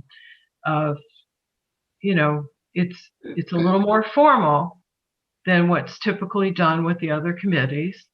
But if they want to create a new application process and a new interview, I think that is great. But I do think it should rest with us. So just a few clarifications. Thank you. Okay. Thank you. Thanks, Barbara. And I will come back with my historical research about committees and interviews. I think I recall when I was appointed to GPAC, which was a very long time ago, a long time ago, that I was interviewed. So I think I recall that, but I'm not positive. I'll let you know, and I'm happy to be wrong. So, Garrett, can you help me with what do we need to do at this point? We're just setting a policy. Do we need a motion? Do we need to clarify this? Do we need to come back with it? Okay. So here's what I'm hearing. You actually need a motion so it's clear what you want to allow the ResJ to do in terms of making recommendations to the council regarding the filling of vacancies. I get the application, that's fine. We've revised the application. ResJ wants to revise it more. That's fine. But it has to be clear on what you're asking them for. So it's either you're asking them to interview people, recommend who to appoint to the council. That's one item. In which case, then for the council, you need to decide normally that's a nomination of a slate of candidates on other board. I mean, what you see is that's, in essence, think about it as a slate of candidates. You don't interview the slate of candidates, you just vote on it. The other option that we had laid out was you could ask the ResJ to modify the application, do the interviews, and recommend a short list to the council. The short list would generally be at least one more person than the available slots, and they could let you know, if you wanted to, who they would recommend. Or you could just ask them to pass on all the candidates, and they would just let you know who their top candidates are. But it needs to be clear for the council that if you do the short list or recommended list of whatever applicants, that you decide that up front that you're going to interview everybody anyway, take into consideration the ResJ comments, but you're going to interview everyone, or you're not going to interview everyone. You can't have it not clear and you'll decide if you're going to interview them, because there's no way for us to decide that but at a meeting.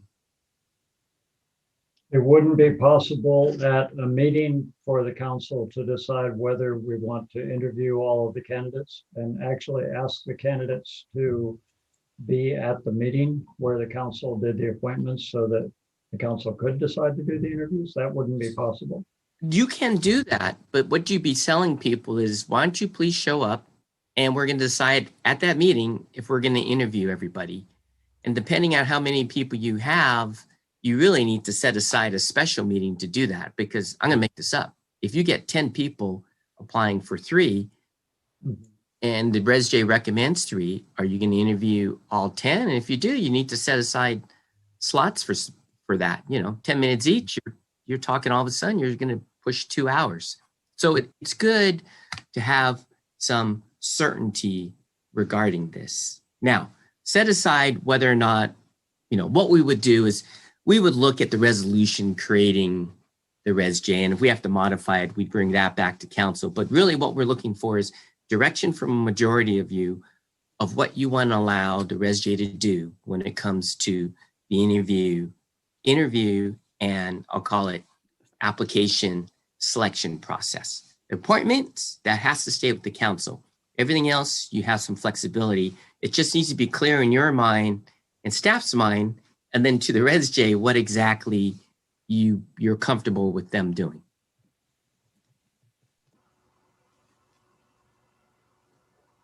Stephanie? Well, no, Chance has a question because I'm ready to make a motion. Chance? No, I'll let you make the motions. Vice Mayor Hellman. You don't have a question? No, I don't have a question. I was going to do something similar. Mr. Mayor, this is Janet. May I interject something here? Yes, please. I believe there's a resolution that we may have to modify. There's an existing resolution that talks about formation of the ResJ, and we may have to modify that. Yeah. Which, so whether we make a motion or whatever we're doing tonight, as Garrett said, is just direction to staff, and then it'll come back as a modified. Yeah, thank you. Yes, if we need to modify the resolution, but that would just come back at your April 7th meeting. Yeah. So I'd like to just hear whether it's in the form of a motion, but just in any case, just a proposal for how we resolve this, and then see whether people. I move to authorize the Racial Equity and Social Justice Committee to design its own application for interviewing and selecting, as well as appointing candidates to put forth to the town council for final interviewing and appointment, and for modifying the Res J resolution accordingly. So I heard the word appointment twice. We have to be clear about what we're saying. Mm-hmm. So you want me to omit the appointment in the what the Res J does? Yes. The function of the Res J? Yes, they would be making a recommendation to the town council. Okay, so I move to authorize the Res J committee to design its own candidate application, interview and selection process to put forth candidates in front of the town council for final interview and appointment. Ooh, can I ask a clarifying question? Sure. Sorry about that. Are you suggesting then that the Res J conducts its process, it just recommends its top candidates to the council, and then the council would then interview the top candidates and appoint? Or the council members, when interview, you would just consider their recommendation and you would either adopt it or not? I don't understand the distinction. Well, I would say if I get what Garrett is saying, I think the same thing occurred to me. Say there were 3 vacancies, and Res J, through its process that it would develop, Res J comes up with 3 people to recommend for appointment. Mm-hmm. Then it doesn't mean anything to say that council gets to interview and appoint if we only get to interview and appoint those 3, if we don't get to interview and appoint the rest. So there's got to be it's a recommendation of those 3. If council chooses to, I would suggest as a friendly amendment that council let's say Res J said, these are our top 3 for 3 positions. Then council would have the choice of either saying, we'll appoint those top 3, thank you, we love it, we're just going to do that. Or council could decide to interview all of the candidates, or possibly the top candidates, and that Res J gave. Maybe Res J should give sort of a larger number of top candidates, but in any case, council has to be able to interview more than just the 3 that Res J said, or else it doesn't mean anything, that council has no choice. That takes away the whole idea that council has any kind of Well, can we just stay with this for a second? So I guess I'm trying to understand. So are you saying that those 3 candidates council may not have, for whatever reason, be thrilled with those 3 candidates, and they want to see the broader pool? They want to look at the broader pool and interview the broader pool? Uh-huh. Is that what you're saying? The only thing that would make any sense if we're saying that council makes a final decision. Otherwise, council isn't making a decision. It's just. But doesn't that go against the grain of the whole premise of why we're doing this? I mean, we have to trust the Res J. I guess I'm hoping that the process would go in such a way where council said, thank you, Res J, you pick the top 3, we'll do that. I mean, that's what I would hope. And Res J gets a chance to really explore more deeply with those candidates in an environment, and with the people involved being able to explore more deeply. That's some of what I heard of the desire to bring this forward, is that Res J as a group as the group that it is, would be better able to have the conversations with candidates. The candidates would be better able to express themselves in those conversations. So once that happens, then my expectation and my hope would be that we wouldn't then find the council saying, well, we don't like any of that, we're going to do something else. That we would be, thank you for having this rich conversation. And yes, those three look great. And we wouldn't even need to interview if we didn't want to, but that's just my thought. Mayor, I need clarification. Yeah. So Councilmember, Vice Mayor Hellman, are you suggesting or requesting that the council interview the candidates that are sent up from the Res J or sent over from the Res J? And are you moving that? Are you asking me? Yeah, because I think Bruce and you are talking about two different things. I'm saying Res J has their application, they interview, they narrow it down to their final, number for who they want to appoint, and then they send that number of candidates over to the council, and then council does a final interview for appointment. I mean, we want to have a conversation, right? I mean, there has to be some exchange, right? Yeah. You don't want it to just be like on paper. It needs to be, I would think that's what we want. Well, I would, if I might add something which would amend what you originally put forward, and that would be that I'm not going to make a motion because Chance is wanting to speak, but my recommendation would be that the Res J go through the entire process and interview the candidates, narrow it down. If there's 3 spots, they then recommend those 3 to council. We look through the applications. We do not interview, and we appoint. If we have any questions, concerns, then we deal with that in the moment, as we often are forced to do. But I would not have council interviewing, just making the final appointment. But making the final appointments out of the full possibility, but of course, taking a look at who not in my mind. I think it lies in the Res J. And it comes to us, and at that point, people can make public comment if they want, but we are faced with whether we appoint the 3 recommended by. Okay. That would be, because what I hear from the public and from folks from the Res J is that it's of great concern to be sitting there and having a council of any kind based on the sort of hierarchy that we all live in here, making a final decision about them, who are being asked to come forward and talk about very, very difficult things. Yeah. So that would be mine. I hear that. Chance? Could I add two? Yeah. Because I hear what you're saying, Bruce, and I feel like there are 2 thoughts in my mind that have been potent for me. One being, if we don't end up having anybody come before council a second time, point well taken, Councilmember Goddard.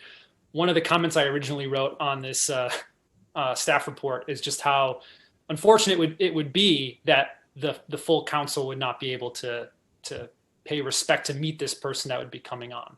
Right. That's a bummer, and that's something I would want to do. And so there would only be 2 council members who had the privilege of meeting somebody who wanted to step up, and that's unfortunate for me. The other thing, which is, I think, to Bruce's point about the wider pool of applicants, I think, and I'm actually curious, I think it's good that we're doing a process potentially where the Res J would interview folks first, because then we'd be able to gauge the level of interest. Hopefully it's greater than the other committees. It would be a great thing if people were interested, but a lot of our committees only have 1 or so applicants at any given time, or there are vacancies that just stay open. But the other thing I wanted to bring up about the wider pool of applicants is, if those folks don't come to council, one of the side effects of that is, I guess council would have to go out and look and find out who those folks were. Because while they might not be a good fit for the Racial Equity and Social Justice Committee, they're stepping forward in their community, whether they work here or whether they live here or they're a business owner here, and they're saying they want to be of service to the community. And I would love to be able to know who those folks are and maybe figure out if we could find another way that they can plug in and be in community with us. So that's one of the unfortunate side effects of, saying we don't want the full list of applicants to make its way to council. So those are just two things, not to muddy the waters here, but things that I'm thinking about in terms of how do we get to know more folks in the community that want to serve. Remember, we would have their applications. So their applications would come to council in addition to the recommendations. Yeah. I would suggest this. I know it may not be popular, but the way the artist in residence is chosen, what happens with that is, and now it's 3, but Park interviews everyone and they winnow it down to a short list. And that short list comes to council and we make decisions based on that. And I don't believe that Stephanie or Chance have been a part of that because we've had the same artists in residence as the collaboration for a few years. But I think my friendly amendment, which may or may not be taken, is to say, have ResJ winnow the list down. Let's say there's 3 vacancies to a short list, which should include 1 or 2 more. If we're so fortunate, we have so many people. So we're not looking at 20 people again.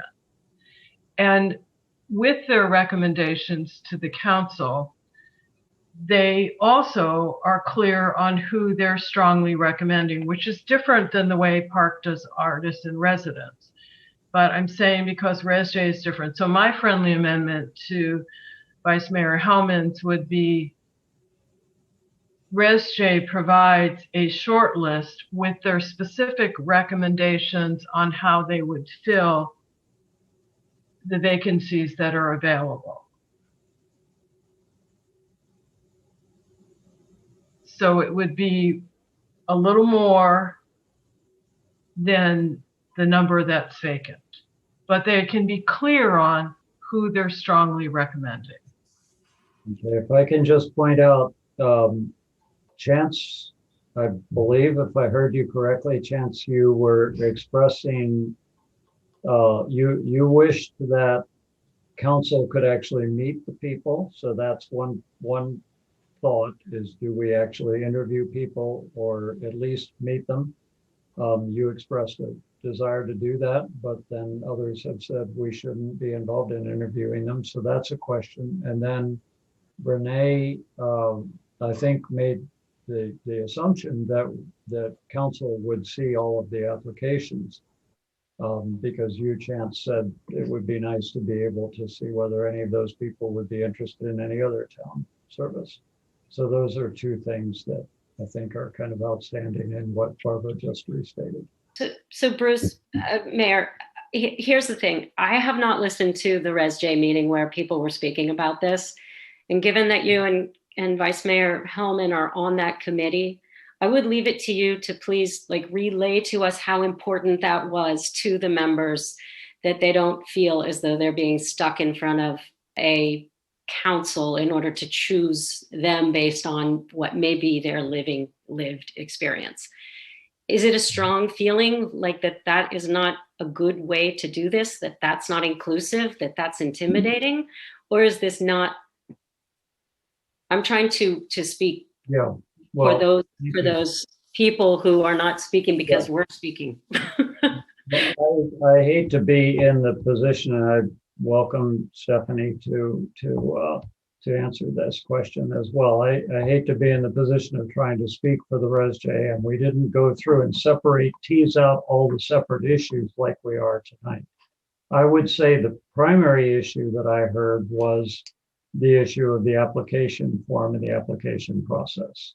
And the application process, including that the people currently on the ResJ get a chance to interview the people, or put it another way, the people who apply get to be interviewed by the people on the ResJ. That whole process seemed to be the primary concern from what I heard. And I don't recall anything being said about not wanting people to be interviewed by council, but I certainly don't think anybody's talked about not wanting their applications to be public. I don't think that would even be possible. So that's what I recall. And I think we all agreed from what we've talked about tonight that ResJ can and should develop its own application process and interview applicants. So I think we're that far. I think we've got consensus that far. Yeah, I mean, I think it's just a matter of, you know, do we want to have to put them through that extra step, which, you know, Renee raised a good point. Like, I don't think we should have to do that. I was thinking more like Chance was, like, it's a nice opportunity for us to just sort of meet and greet rather than more of a formality more than anything, because we really trust the ResJ to put forth a solid candidate slate. So and I actually, you know, I'm feeling, the more I think about it, so the second thing I brought up about the myriad applicants, yeah, they're all going to be online, and technically, because those would all go to the ResJ, so that'll be public, I think. So that's great. So that is not a concern. I think for me, I'm feeling more and more firm about actually meeting that step of the process is actually engaging in some capacity with the applicants that are recommended. It's unfortunate that it feels like there's this hierarchy, even though there is in our town, where we did put up the committee as a town. But the thing that I'm worried about is if we don't have that same process as we do for all the other committees.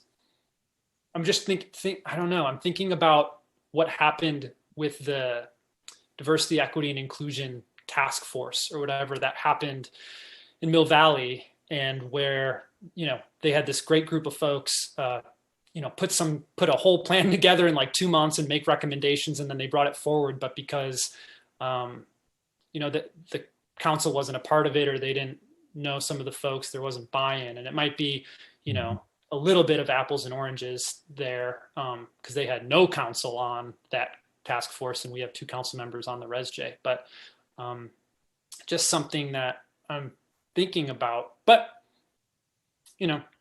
Well, if I can try to, as I said, I think that we're to the point of consensus on that ResJ should develop process and interview applicants. And I think we're agreed that ResJ should recommend applicants and say, these are the ones. Let's just say, just for an example, to make it simple, let's say there are 3 openings. ResJ could recommend 3 people, say, these are the people we like. But then, and I'm hearing you say, Chance, and I like what you're saying, that it would be nice if we got a chance to speak with them, just because it improves communication.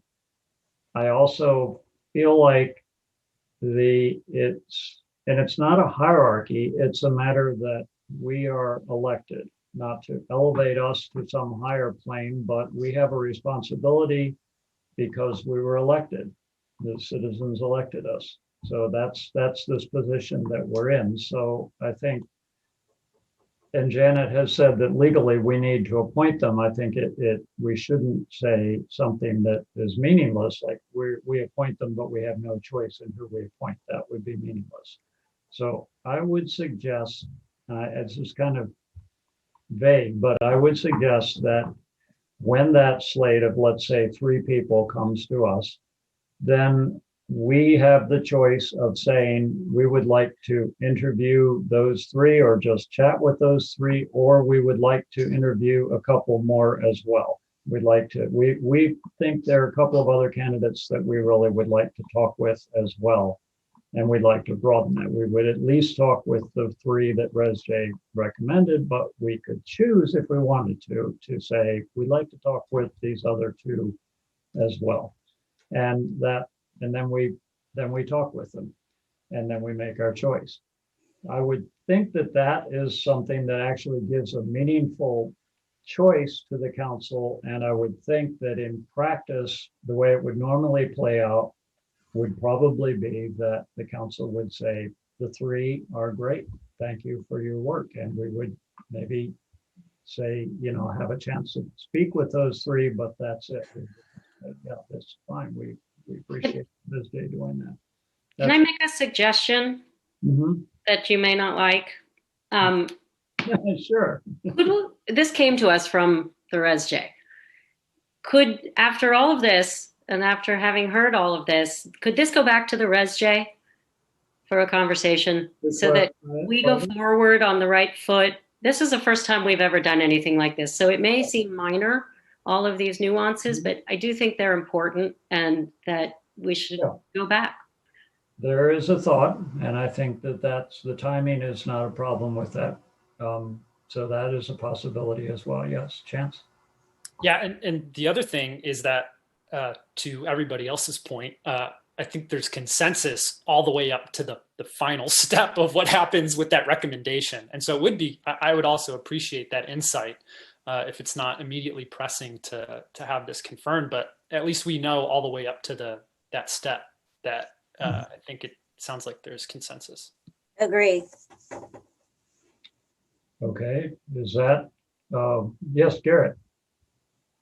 Okay, well, I was going to offer something, but it sounds like if the council's saying right now that you'd like to direct or suggest that the mayor and vice mayor go back to ResJ and talk about this all discussion and see what the ResJ think about the various options, I think that's fine. As a matter of order, you still have a motion on the floor, hasn't been seconded yet. So if that's motion withdraw. There you go. If you withdraw it, then you're good. You can continue that. Then this matter for now goes back to the ResJ. The mayor, vice mayor know exactly the discussion they're having. They'll come back to the council. And I'm guessing we don't need a motion for that. We're just saying at this point, we're essentially going to continue it, and we're going to suggest that ResJ discuss this further. And I want to mention that I guess I misspoke when I said that this would be a quick item. I was trying to remember. Going on 2 hours. Yes, we've actually been in this situation before. These quick items can really get you. Many times. So, assuming that you were done with this item, which it sounds like, then for the council, I think a consideration is you still have police chief and you still have the housing element. I'm kind of thinking that the housing element item, just so we can let the attorneys go and staff go, that you can actually continuing that to your April 7th meeting. That would be. What did you say? I missed that. The last part. Housing element, you still have to talk about the housing element. Right. Still have the police chief item next. Yes. That item takes an hour and a half. You're going to be at 11 before you even hear a housing element presentation. We have the attorneys waiting, we have staff waiting, and I would suggest, because it'll be so late, even if you get it done in an hour, that you continue the matter to April 7th, and that be one of the first things on the agenda. Okay, I'll make that motion. The housing element matter. That's Continue the housing element. Yeah, I'll make that motion. Item. So. That's item 3, not item 3. Sorry, that's item 1. I would like to make the motion to continue item 1 until the April 7th meeting, which now will have everything on it. Second. Okay. Any further discussion? We'll take it to a vote. Okay. Michelle, would you do the roll call, please? I'd be happy to. Can I just clarify that was a motion Kohler and second Cutrano? Yes, that's right. Okay, I wasn't looking. Thank you. So roll call vote. Councilmember Goddard. Yes. Councilmember Kohler. Yes. Councilmember Cutrano. Yes. Vice Mayor Hellman. Yes. Mayor Ackerman. Yes, and with apologies to the people who came here for the many people probably who came here in the pub from the public as well for item 1. So we're continuing that until the next meeting. Very Mayor, good. Thank you very much, Council. This is Brian Bien. I'll be leaving now, and thank you for the very interesting discussion. It was actually. Oh, come back anytime. Okay, thank you very much. Have a good night. Mayor, could we take a 5-minute break, please? Yes, absolutely. Okay, so we continued item 1, and we're now going to move to item 2. Eric, would you report for that? You're muted. Sorry about that. So item 2 is discuss, consider interview and selection process for police chief and direct staff to conduct an internal recruitment process. At least that's the staff recommendation. But obviously there's different options for the council to consider. So as some background, you may recall last October, you received a report on the police chief recruitment process, gave you some options.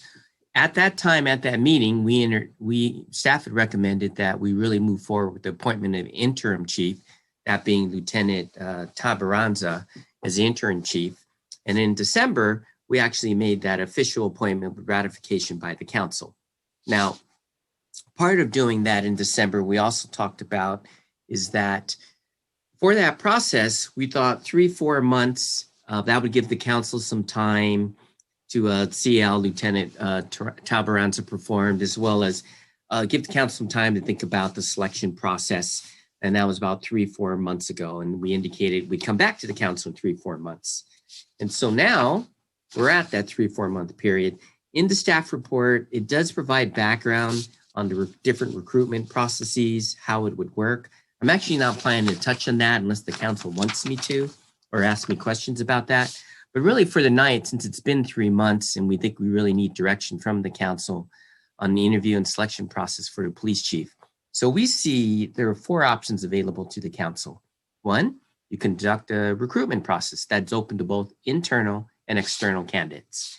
2, you conduct an internal recruitment process and provide direction to staff on your preferred interview process.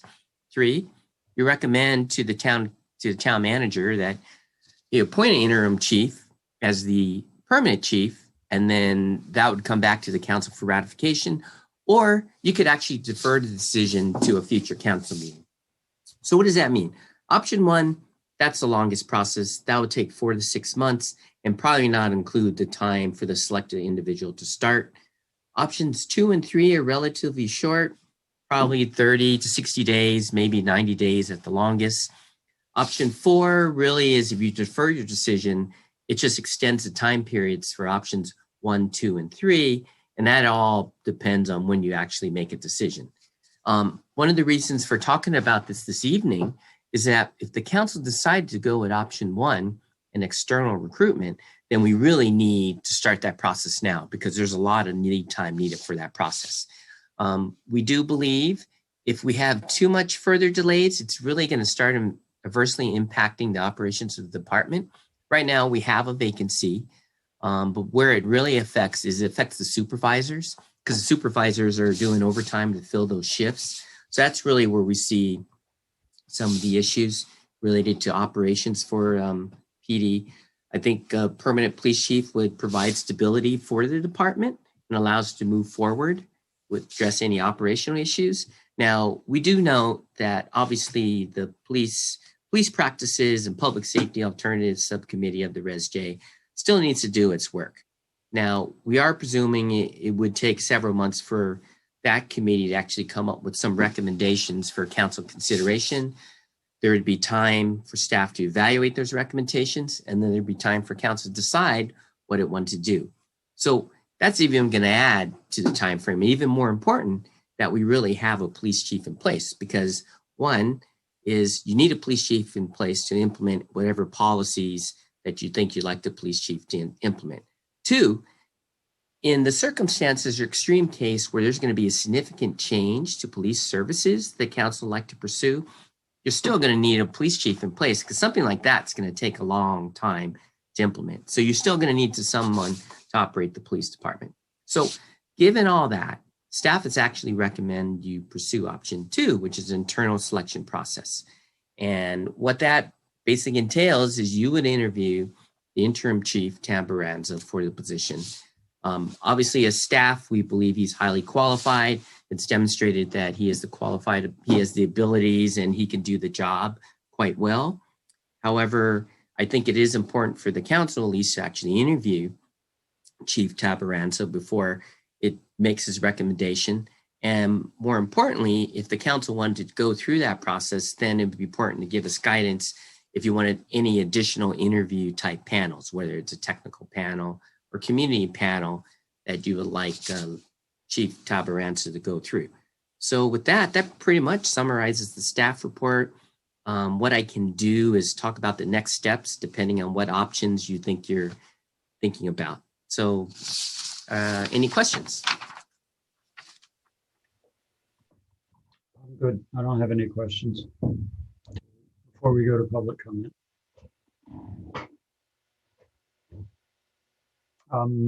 Stephanie, if you're speaking, you're. Yeah. Sorry, can you elaborate on what you have a technical panel consists of other police chiefs and so forth? I was just wondering what exactly that meant. Okay, so it's a technical panel is just basically other police force interviewing. Yeah, a technical panel basically is you want to make sure your police chief has the technical skills to be a police chief in terms of what police chiefs do. And normally that's where you have other police chiefs on it because they can comment on, oh yeah, under that situation, yeah, working with the community, yeah, that was a good answer. Oh yeah, demonstrated experience in working in this situation, operating, supervising sergeants or so on. So that's a technical panel. I don't think you would need that in this case. But yes, that's the technical panel. Oh, the technical panel would not be part of your recommended option number 2? Not particularly, but that being said, you can always do a technical panel. Obviously, a little more coordination because I need to get a few police chiefs. Got it. Okay. Karen, I also think, is it correct that often a technical panel would also include like another city or town manager because you want to understand how somebody fits within the scheme of the town from a technical perspective, right? So you could have a couple of city managers on there that did not include you, right? Correct. You can have a town manager there or on the community panel. But sure, I've seen technical panels with another town manager, city manager on it. Thank you.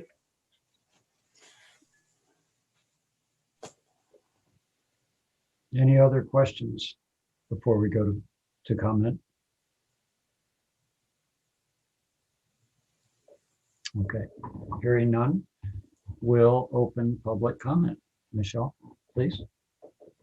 Thank you, Mr. Mayor. The first speaker is Joe McGarry, followed by Patrice. Joe, you are unmuted. Thank you, Michelle. Good evening again, Council. Yeah, I went back and reviewed the discussion on October 7th when this topic was first brought up and direction was given on the appointment of Lieutenant at that time, Tamburanza, as interim chief. And it was a really rich and powerful discussion. And for that reason, kind of reflecting back that I'm in favor of option 1, an external and internal recruitment process to fill the vacant chief of police role. The town of Fairfax has not interviewed an outside candidate for police chief, I think in over 30 years. We might want to ask Frank Egger. It may even go further back. I don't know who preceded former Chief Hughes, but in its previous 2 police chiefs have spent almost 60 years combined within the Fairfax Police Department. While hiring from within definitely has benefits, if ever there was a moment in time for the town to move outside of its bubble and just take a look at what is out there, it seems like now is the time. And so it wrapped up in option 1 is also there was a lot of talk about a survey and back on October 7th, and I asked that a survey be conducted to determine not only what folks are looking for in a police chief, but what they are looking for in terms of public safety. Do they really think community policing, which is a 30-year-old product of the 1994 crime bill created as a follow-up to broken windows policing, is really a philosophy that promotes racial equity in a town that is 90% white? Or does it actually breed bias in terms of race and class? And then, there was a lot of talk about a community panel. And I think that that's a, critical piece, and that I think one should be created as part of the interview process. And that the makeup of the panel be, consist of a lot of ResJ committee members, and that there be BIPOC youth in that panel, and that there be at least one member of the panel be someone who is kind of overtly opposed to the status quo policing and to take part and enrich the discussion. And then the technical panel, I think, would be a great opportunity to look beyond traditional makeup for those technical panels of police chiefs and town managers, and look at the resources in our county of progressive thoughts and experiences with policing. Damian Morgan, Jameer Reynolds, Frank Shinneman, Anna Pletcher, Don Carney, Maitai Duran, and Selamine Pastor are some that come to mind. In summary, I just ask that the town of Fairfax recognize the importance of this moment and use this process as an opportunity to not only find its next chief who has the skill set to navigate a reimagining of public safety in Fairfax, but let this process breathe and be a forum that lays the foundation in our hearts and minds as to what reimagining could look like. In order to do that, we need to move outside of our comfort and bubble and invite in other candidates, panelists, experts, and ideas. Thanks. Sorry, I went along. Thank you, Joe. The next speaker is Patrice, followed by a call-in user, the only call-in user, so you know who you are. Patrice, you're unmuted. Hello, Patrice. Hello, Town Council. So I am the African-American member of ResJ, and I was pretty offended by what I heard earlier that was purportedly brought by ResJ. I think this committee should be on merit.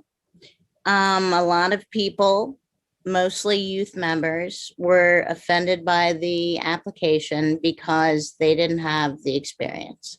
I'm just going to leave it at that, but I find it incredibly racist that everyone on this committee is assuming that African Americans are not, that we're not qualified. I have more qualifications than some of the people who are on many of the commissions in town. So I just want to say that that's creating the divisiveness. We're not looking at this fairly. Everyone is different. We're not BIPOC. I'm Patrice. I've lived in Fairfax for 2.5 years. This is the best police force I've ever seen. My father was in the Air Force, so I moved every 3 years from the day that I was born. These guys get it. They know people. They care about people. They care about the town, and they'll go the extra effort.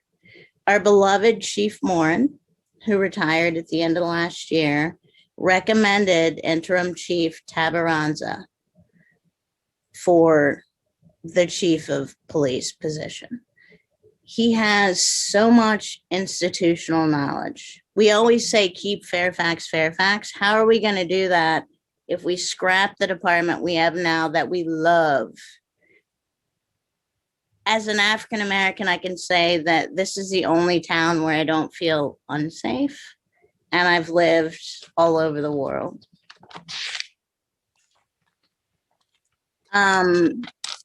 We've been getting, as ResJ, a lot of messages from Rethink Police, and that's Joe McGarry, the person who spoke before me.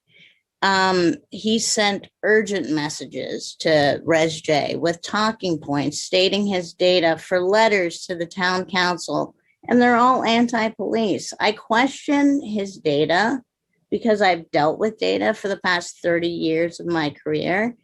And some of the things, if you just do the simple math, it cannot happen.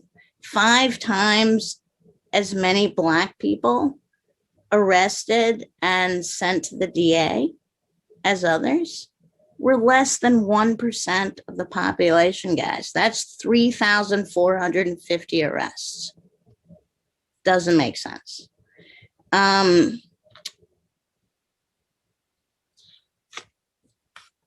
think that the greatest pause given to me in this meeting and in Joe McGarry's comments was that I looked at his web pages today and noticed that almost every member of the ResJ and many members of this committee are parts of his organization, which is Defund the Police.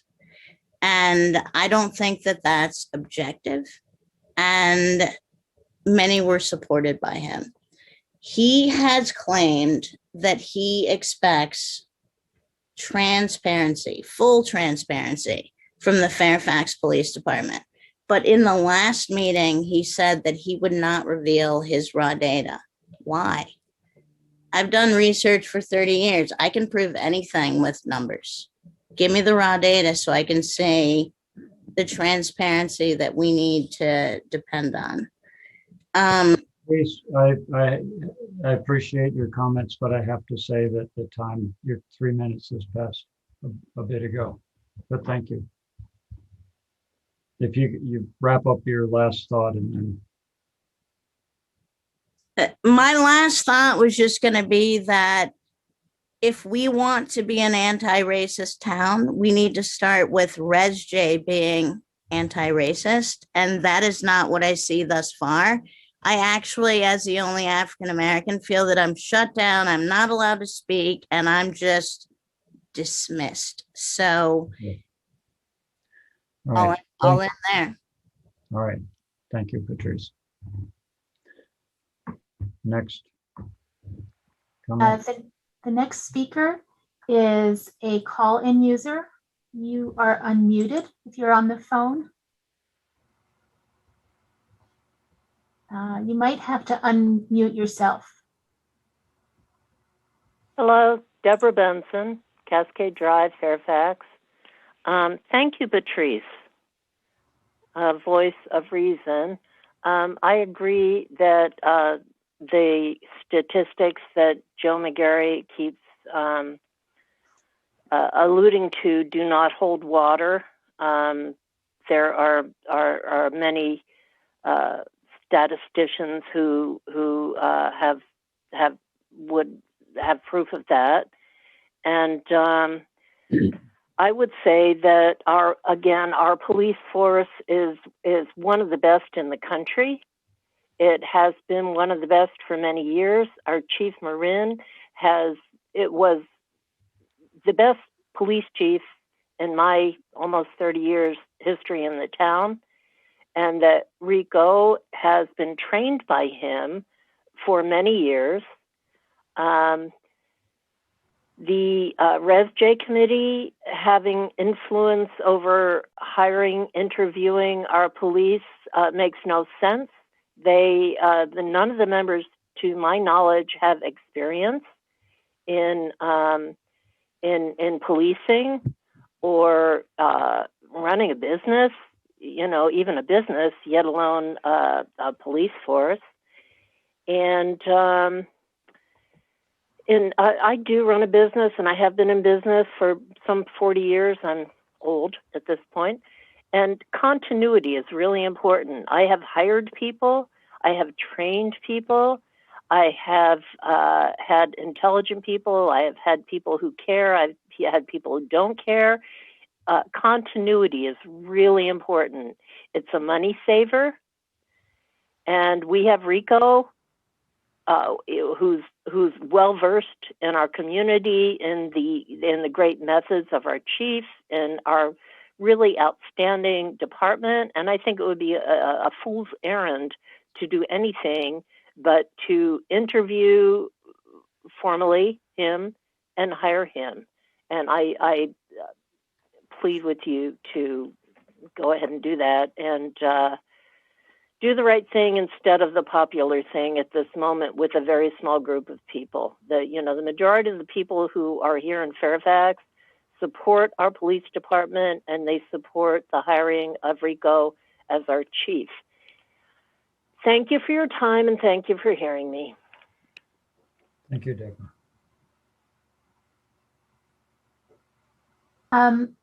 The next speaker is Richard Applebaum, followed by Mimi Newton, followed by Nancy Clothier.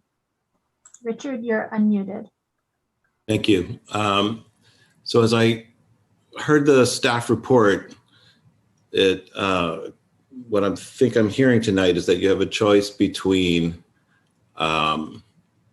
moving quickly, and there was some points made by the town manager about concerns about delaying the process and what downsides that might bring in terms of cost with overtime and supervisors and such, or to do a longer process and to consider some outside possibilities.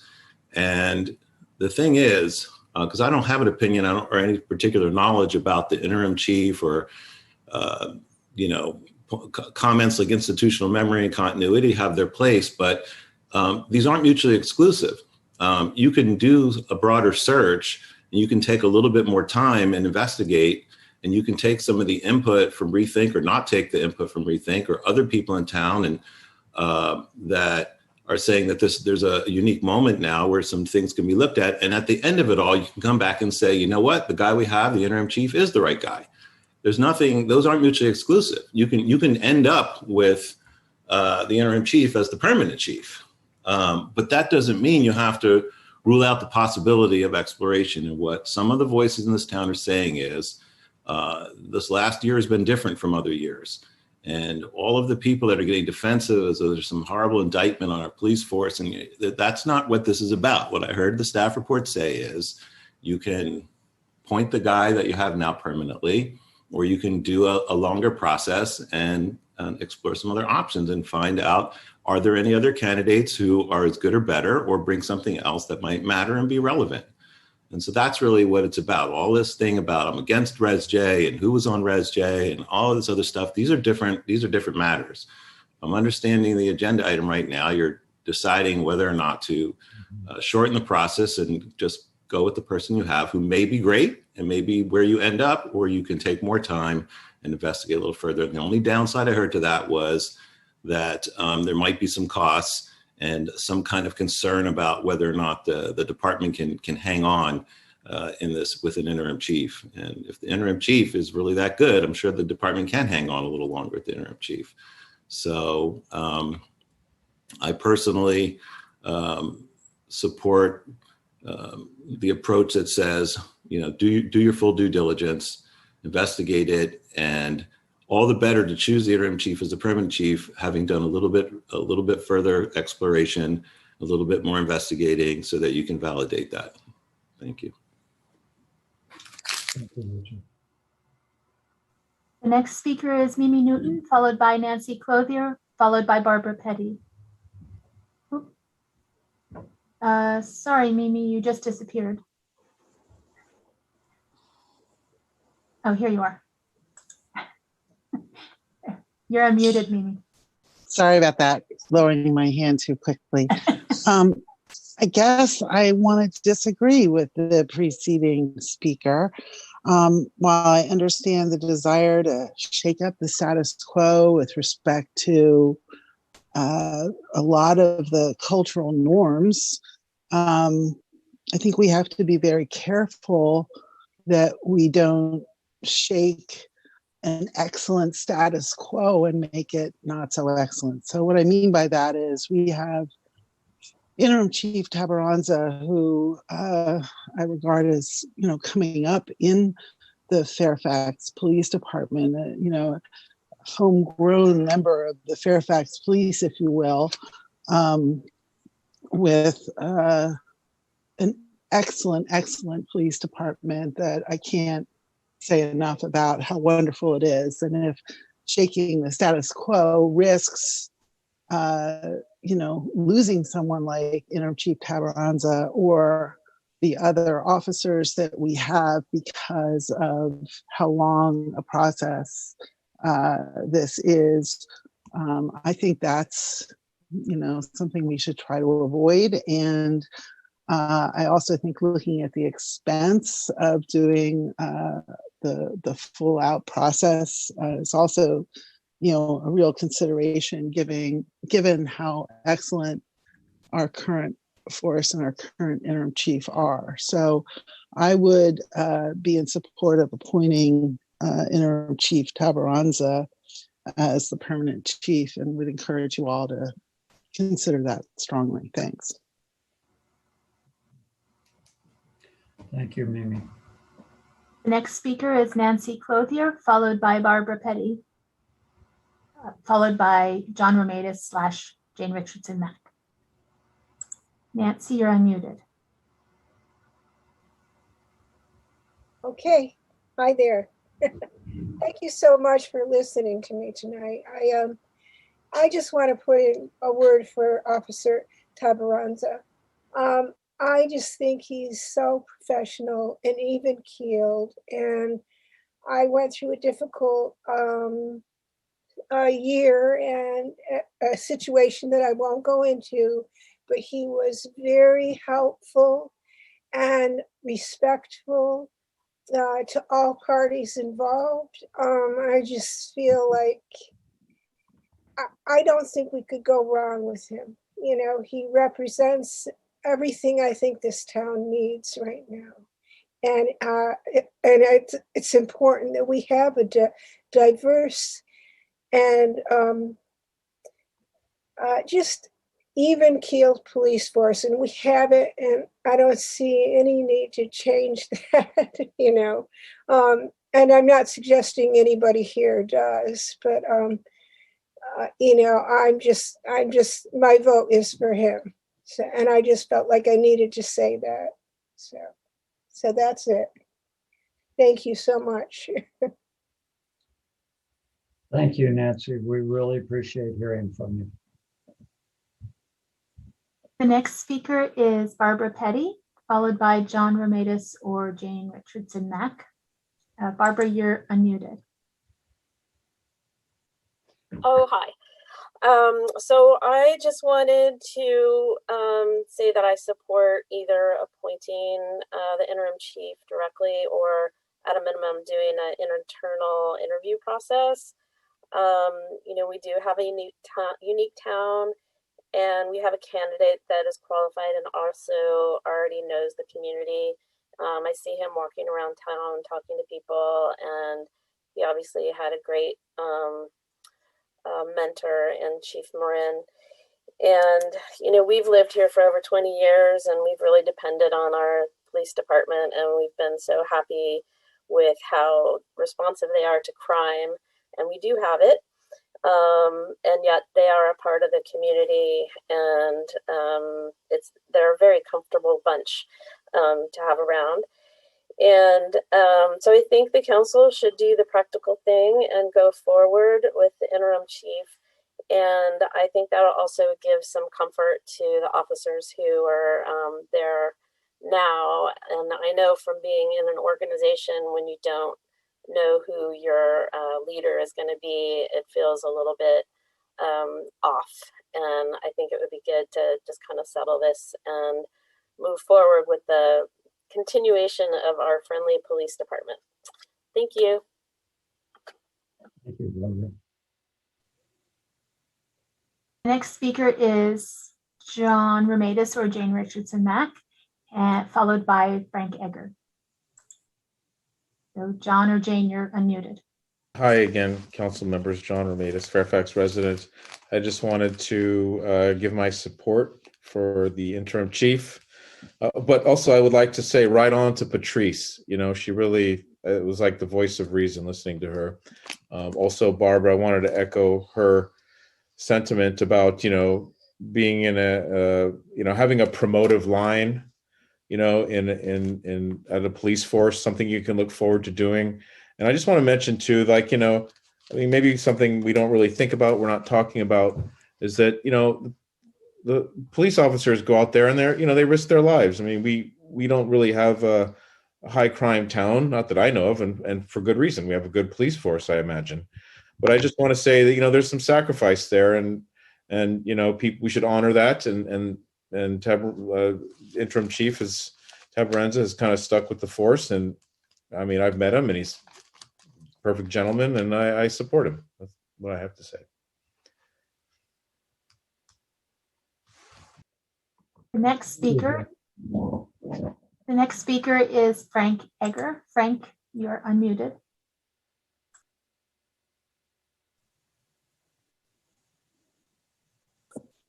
Thank you. Good evening, Council. Hey, Frank. Joe McGarry asked a question earlier about the hiring practices and where the chiefs have come from. Since 1964, Fairfax has gone outside the department three times to fill the chief's position. We've hired chiefs from San Anselmo, from Calistoga, and from Sausalito. The other three were all hired from within. I recommend option 3, appoint the interim chief. Many cities are currently recruiting and taking good police officers from neighboring communities. Fairfax has an excellent department. Let's keep it together and save our town the cost of running a recruitment. It's going to cost money to do that. You have to hire a recruiter and go through a whole process. Save time and effort, and it'll show the police department that our town council has sufficient courage in keeping their department together. And again, Frank Egger, and I live on Meadow Way here in Fairfax. Thank you very much. Thank you, Frank. The next speaker is Michael Ardito, followed by Jane Richardson Mack. Michael, you're unmuted. Can you hear me now? Yes, we can. Okay, good evening. I just want to echo the opinions of others who have supported interim police chief Tabarenza to become appointed the police chief of the town. He's qualified, experienced, has been a real professional, and the police force does need stability. And I think it would be wise to save the money and the time for going outside. We don't want to lose him. And I think it'd be just a wise decision, again, to appoint him as the permanent police chief in Fairfax. We have an excellent police chief. We always have, as long as I've lived here through my life. So thank you. Have a good evening. Good evening, Michael. The next speaker is Jane Richardson Mack. Oh, good evening again. Thank you. I just want to put my support behind permanent chief, Rico, if I'm saying his name right, Tamaranda. I'm not saying it right, but you know who I mean. He's a good man. He's trained under a good man. He knows the town knows him. I think it's really important that the town council show that the town supports the police department, not disparage them because of other police departments in other states and other parts of the world have not been so good. We've been great. We've had pretty much like the gold standard for a long time. And to, I don't know, kind of keep them hanging while we go and investigate others who might, replace them, I think it really does a disservice to them, and it is disrespectful in a way, and it does contribute to instability. I think we should support them full bore, not to mean that they wouldn't be open to hear, suggestions that people might have for if there are changes that people feel need to be made. But for the most part, we're so fortunate. Like they say, if it isn't broken, don't fix it. It doesn't need fixing. We've got a great thing going, and I sincerely urge you to please don't mess this up. Let us go forward, save money, be efficient, support them, and be happy and well and safe. And maybe one time now we could all get together on something, and it wouldn't have to be part of reinventing and shaking everything up. It could something to be said for tradition and stability. And anyway, please keep him, I would say, just move ahead, get it done. And I thank you.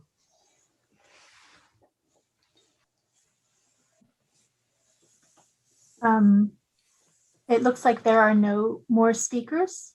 Okay. Oh, there is one more hand. Mark Bell, you are unmuted now. One thing in passing, I hope you all go back and watch this meeting again when it's available, and you'll hear a lot of slurs against the people of this town. So on to the issue of Rico Tabaranza. So let's have a search. We're going to find, I'm assuming the preference would be for a police chief of color. Oh, wait, isn't Rico Tabaranza? It doesn't sound like Smith or Jones to me. Maybe he's of a minority. You know, we used to have police chiefs in this town back in the 70s and 80s who spent a lot of time getting drunk and driving police cars into gullies and crashing them. And then they were the ones who were escorting minorities out of the town limits. And this was in the 70s and 80s. We haven't had that happening here for decades. And why is that? It's because we have a police force that are peacekeepers. That's their main concern. Yeah, will they make mistakes? Once in a while, they're going to make a mistake. But the figures that I've seen bandied about are totally absurd and have no substance in reality. And I agree with Patrice when she talks about numbers and really everything else she had to say. You have a person here who has been professional. This is a forum where no one has come up with any type of accusation against him, and he's been here for years. I've had differences with Chief Moran, but everyone and the police force, but they've always been courteous and listened to me, which is more than I can say for a lot of other people. And it's really not about saving money. I don't think you're going to find someone better, someone who can fit right in because he's already here, and someone who wants to be part of this community. And yes, they do need support. If you're going to pull the rug out from under the police force, then you are going to have problems. And I don't see where doing a nationwide search is going to come up with someone as professional as Acting Chief Tabaranza. Okay, that's all I have to say. Except, of course, I know that usually if I support something, you'll vote against it just on principle. Thanks, Mark. The next speaker is Michael McIntosh. Michael, you're unmuted now. Hello, Town Council. I've tried to remain quiet at times because I do know that sometimes I can polarize the conversation. But if I were to just say something simple, the difference between a child and an adult can generally foresee the results of the actions at hand. I think that our community, especially during these very divisive times, will have a loss if we lose Rico, Chief Tabaranza, a very personal person that we know him by first and last name. I would truly challenge each and every one of you before you make a vote to think of a better choice. I think one of the prior comments made was you should really anticipate if we mess around much longer, he will rightfully so find a better place. Someone that says, wow, where have you been our whole time? Thank you for coming. We have that opportunity in front of us right now. I've written to you in the past when he said he would love this position. The only thing he needs, he has a family. He also has requirements and needs. All he asked was, if you don't like me, allow me to have a reversionary contract or a clause that says that I can revert back to my old lieutenant position. What a reasonable request. He's even saying that he wants to be part of our community for a long term. I encourage you guys to think about each and every person that you would interview. How many people do you really think you could find that want to be part of our community? How many people do you really think that you can find that you can really see the experience of our community? And I'll tell you, bar none, he is the man of the hour that will help us get to the next place by bringing forth continuity, so we have a level-handed, a level table where we all get to participate, a debate, which is where we want to go. So I absolutely encourage you to support this, keep him, and basically don't let him escape. Don't let him change his mind. These are the type of people that we need for our community. Thank you. Thank you, Michael. The next speaker is Jesse Lum. Jesse, you're unmuted. Hi, thank you. Yeah, I just want to say that I think it is worth the money to do more recruitment. I think that asking for an external search isn't anti-RICO, it's just pro-discussion. So that's, just wanted to chime in with that. Thank you. Thank you. Mayor, I see no more hands if you want to close the public comment. Okay, we'll do that. We'll bring it back to council. Okay, I'm just collecting my thoughts here. Does anybody want to begin with?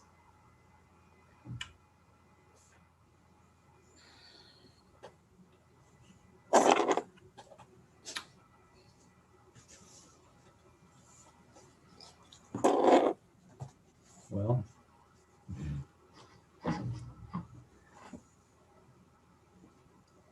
I'm happy to, but I'll wait for anybody else. Stephanie, were you about to speak? I have thoughts and comments. Do you want me to go first? If you're ready. Okay. Thank you, everyone who commented. I agree with a lot of the comments that were shared.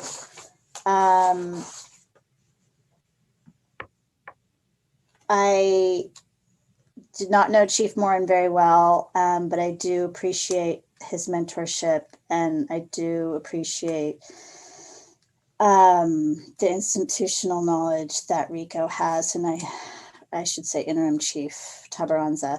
I've gotten to know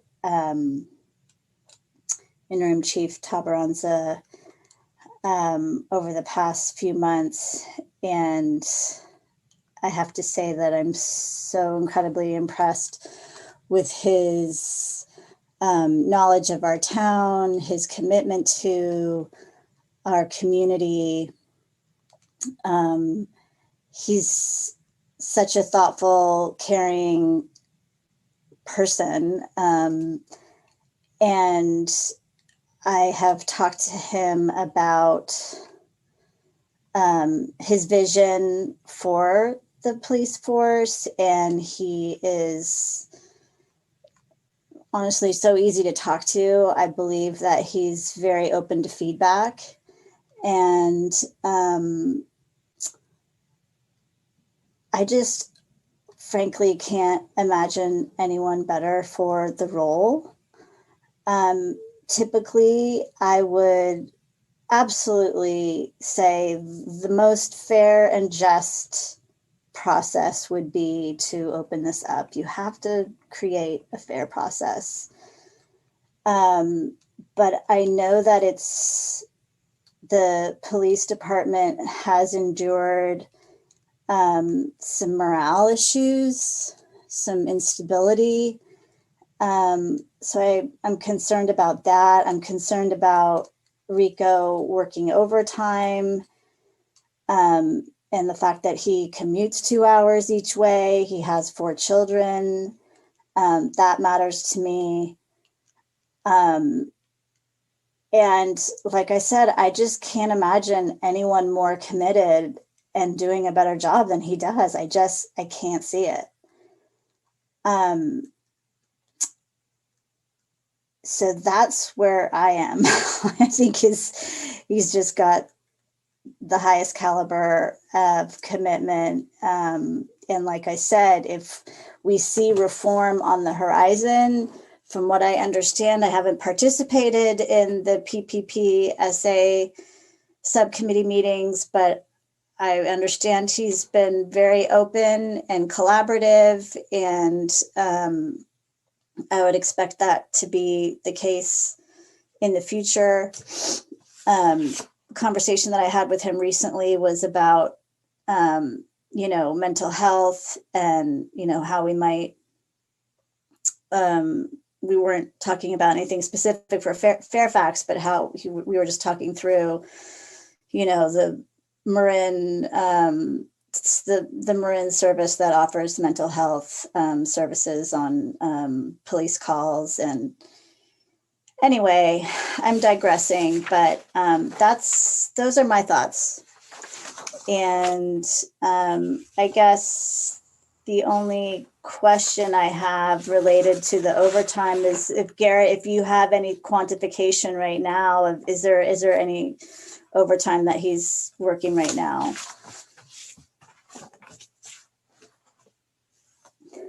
I'm sorry. Did you want me to answer that now or just wait? It's up to you. Oh, yeah. Obviously, he hasn't, it's my understanding, he hasn't put in overtime as lieutenant, but as a chief, he has been filling in on his different shifts. And quite frankly, he's here at whatever it is, 6 a.m. till at least 6 p.m. because I see him. So he's been around quite a bit. Okay. Thank you. Renee. Yeah, thank you, Vice Mayor Hellman. And I think at this point, I mean, I would concur with everything that Vice Mayor Hellman has said as relates to Interim Chief Tabaranza, his character, his person, his qualifications, his loyalty. I could go on and on. But really what's before us is a process question. And so I'm just going to put out there that I would support the option number 2, as is presented to us in the staff report and by staff recommendation. I have outlined a pretty clear series of steps that I would propose in the process, but I'm going to leave it for everyone else to speak with the understanding that I have listened to the community, and Mr. Bell may be sorry and disappointed that I'm going to agree with him, but I can't speak more highly of Rico Tabaranza from personal experience with him since very, very early on, when he first was handed the responsibility to coordinate the Drug Enforcement Agency take-back days on prescription drug, to a very, very challenging summer that he helped me through in dealing with some of the toughest interpersonal things that can go on between a police department and a mayor. I have a deep respect for how he did that, but more importantly, he has shown that he has the essential qualities that it will take to listen to what comes from the ResJ and the PPPSA, and to do everything he can with balance to incorporate those things with thoughtful conversation.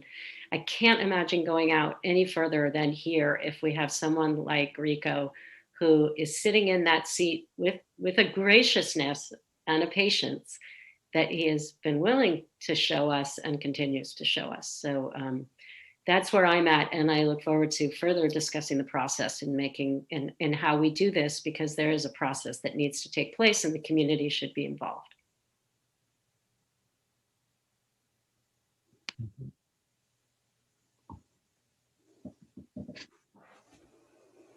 Chance? Yep. Thank you, Mayor. Yeah. Wow. That so well said, Renee, Councilmember Goddard, as well as Vice Mayor Hellman. Yeah, more eloquent than I could be myself. So I'll just say a lot of that resonated with how I've been feeling about this.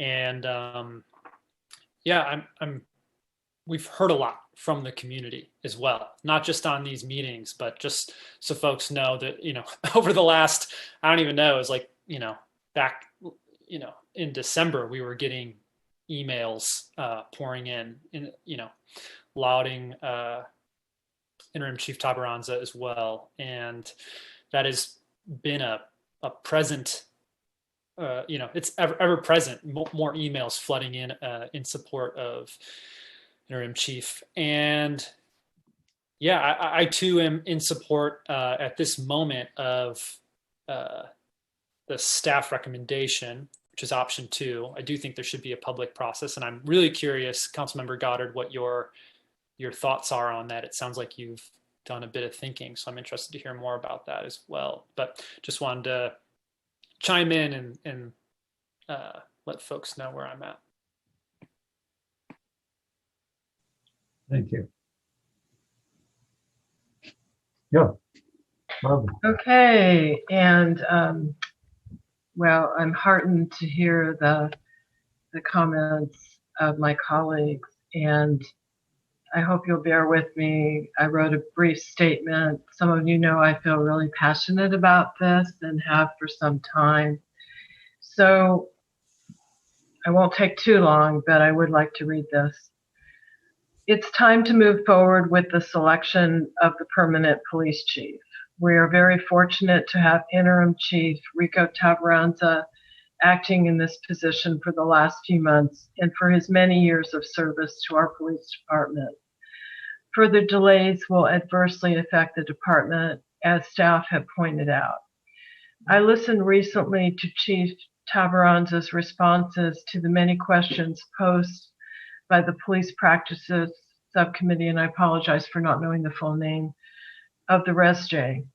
I learned more about not only his commitment to our town and our community, but that he is a naturalized citizen, a person of color who has been subject to racism both on and off the job, and who has worked hard to earn his bachelor's and master's degrees, and that he commutes from Solano County, quite a long commute, because of his love for this town. He is committed to community policing, and he eloquently explained what it means to that subcommittee. He's committed to progressive police practices and is open to new approaches. He leads his staff in his commitment to community policing, which has been practiced for many years in Fairfax. Chief Tabaranza provided an update on diversity of the police department. It remains very similar to the diversity under Chief Moran. We have 10 sworn officers, including our chief, that are 70% people of color, 30% white. We have 9 non-sworn, some of whom are part-time, and 75% people of color and 25% white. Combined, we have 72.25% of people of color in the department. Many languages are spoken, some are DACA, and some are LGBTQ. Our police are the most diverse of any community in Marin County and have been so for some time. To quote Jose Varela in a summer 2020 Marin Voice, and he is our Marin County Public Defender, he says, we need to expand the hiring of police officers from diverse communities.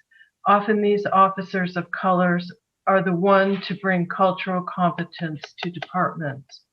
We have done that in Fairfax. Our prior police chief Moran and our current interim chief Tabaranza have been striving for and have been successful in attaining quality candidates and diversities in our police department for many years.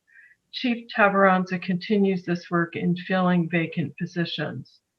He also provided an update on police department statistics for 2020, an attempt to try to correct some misinformation out there. The arrests in 2020, there were 162 total. Of those, 75% were white, 17% were Hispanic, 6% were Black, less than 1% were Pacific Islander, and less than 1% were Asian. Requests for complaints to the DA's office, so referrals to the district attorney, there were 41 total. 68% of those were white, 10% were Hispanic, 17% were Black, and 5% were other. Talking about our police policies, and these are policies that have been on the books for many years. Our police policies mirror #8CAN'TWAIT policies, and you can see them posted on the website. They're very similar. Our police have used body-worn cameras since 2015, another progressive action that was put in place by Chief Warren and continued under our RICO. We do not have tasers, and we do not have tactical vehicles. And there's a little bit of information. We have banned chokeholds for years. We require de-escalation, require a warning before shooting, exhausting all alternatives before shooting. We have a duty to intervene where things can get out of control with officers, ban shooting at moving vehicles, require use of force continuum, and require comprehensive reporting. I am grateful our retired police chief and now our interim police chief innovate, embrace these policies, and work hard to increase diversity in our police department. It's time to move forward to select our new police chief. I fully support option 3, appointing our interim chief Tabaranza as our permanent police chief.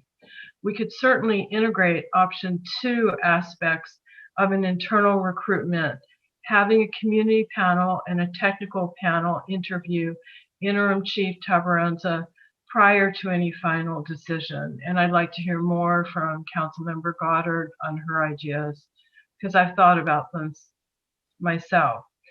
We do need to move forward now. It's important for stability and also, as staff pointed out, to work with the police practices subcommittee on its recommendations. I believe interim chief Tabaranza has the right skills, the work experience, educational and personal background to lead our 24/7 police department in new pathways if needed. We're fortunate to live in a town where our interim police chief and police department are diverse, embrace progressive policing practices, and truly practice community policing. I like to say they keep the peace with a light hand. As I've said in the past, we must look beyond to truly embracing racial equity through our housing and broader social justice issues that benefit people of color in our community and people that visit.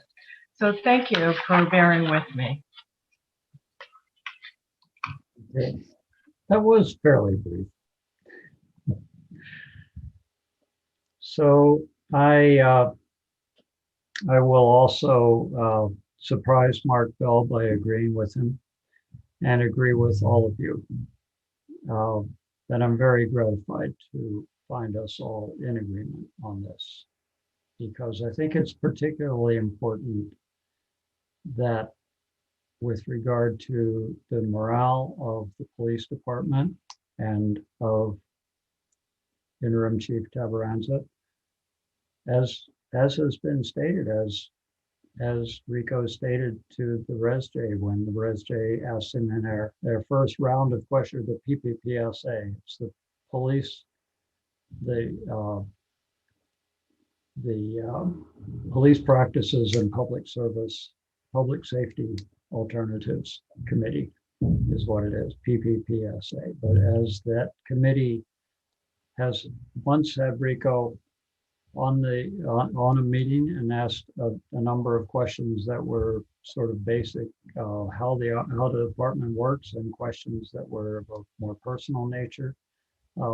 Rico was extremely clear in his response to the question, how does it feel to be on the Fairfax Police Department at this point? And unfortunately, the answer was, it's been a hard ride.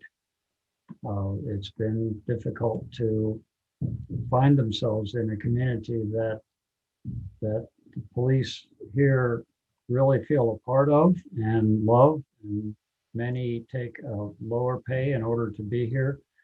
Rico has, as has been said, a tremendous dedication to being part of this community and has felt like they were well loved in this community, and then to find that for a period it seemed otherwise, and it was difficult. So I think it's important for us to not drag this process out, to not make it more complicated when I think we have a fairly clear idea of what the solution is going to be, to not go out just for the sake of process, to go out into a larger search. So I hardly need to elaborate because everybody has said it, what all the reasons are for this decision, but I would recommend, I think option 2 makes sense. The idea of doing a public process whereby we can have some conversation with Rico on a public level. The reason for that, as opposed to option 3, I believe it is, which is to just make the decision tonight that yes, Rico would be the one, would be, the purpose for that would be to just enhance communication and understanding in town, which we deeply need. And so just as the police practices subcommittee of the ResJ had a chance to spend an evening with Rico, and we'll have more chances to do the same, and I think that's a good thing. The community can have a chance to hear from Rico more and to understand more deeply who we have here, and to discuss any thoughts that the community might have about improvements. And there's always the possibility of improvement. And I do expect that there will be really worthy ideas coming out of the process that we're going through, the PPPSA, the ResJ, and the general community discussion. If we can avoid polarizing, and if we can just think together with the goal of being as creative as we can to do things the best we can for our citizens, for the future people, and as a model for other communities. So with that goal, I would be fine with option 2, which would include some sort of process, which is what we will need to discuss next. But it seems that we have a clear consensus that either option 2 or the option 3, the direct selection, but I heard a good bit of support for option 2, and that's what I would support as well for that reason. So thank you all.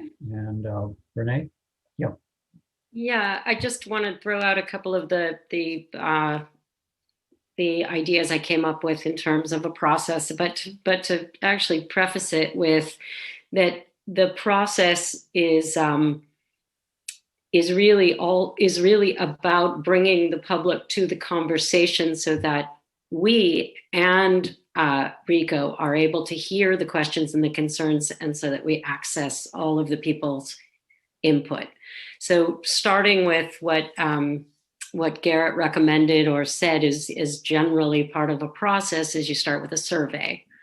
So in that survey, you're asking the public for qualities that you're looking for in a chief.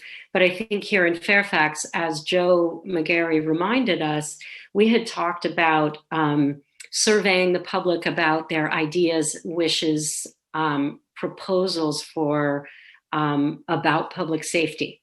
So I think we could capture input from the community in that same survey while asking for what are the qualities that we are looking for, and there may be differences and different ideas, and also what are people's thoughts and desires in how they would like public safety to look in the town of Fairfax. Staff would then review the questions and pare it down to 10 questions from the community. This is just my thinking, and it please we can just work with it. But and then go into choosing this community panel. So it would lead to a community panel. My thinking around the membership of a panel would be a member of the Chamber of Commerce board that would be appointed by that board. One business owner that could be appointed by the Chamber of Commerce. So one of they would know their business members. One member of the ResJ, but not a town council member, and that would be appointed by the ResJ committee. One member of the PPPSA and not the town council member that would also be appointed by that committee. Two community members at large. So the council would appoint those two community members at large. And one town board rep. So I thought potentially the volunteer board, as they are involved very closely on the ground in the community. And that panel interview would take place with Rico. The panel would provide feedback and input back to the town council. The town council and the town manager would then interview Rico, and the appointment would be made, given all moving forward at that following town council meeting. That process is almost 3 months, could be more like 2, depending on the time frames that we might choose. Stephanie. I followed you up into the composition of, how you comprise different people from the community and so forth. But then how do you collect? So you collect their questions and then that's passed on to the council, and then the council asks those questions to Rico. Is that what you said? Could you just repeat the process again? Yeah. At first I was looking at that those questions would come forward from the communities,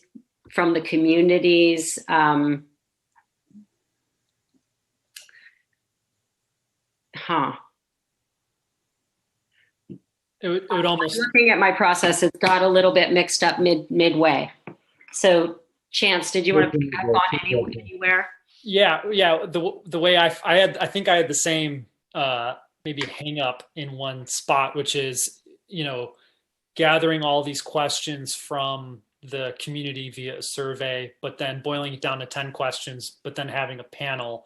And whether or not the panel has their own separate questions they ask, but what do we do with the 10 questions that we boil down if those are carried forward to the final interview in addition to whatever we get as feedback from the panel? I wasn't sure if that's what you were thinking, but I think that was the hang up, was those 10 questions. That is exactly where the hang up came. Yeah. But wait, can you back up? So the survey, how do you get to this?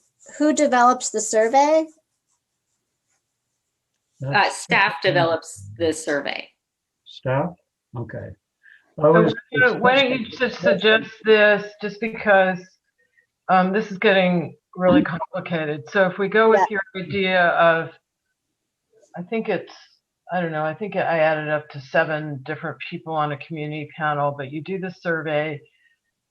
I probably wouldn't suggest 10 whole questions, maybe more like 8. You winnow it down to 8. Those are the questions that the community panel asks.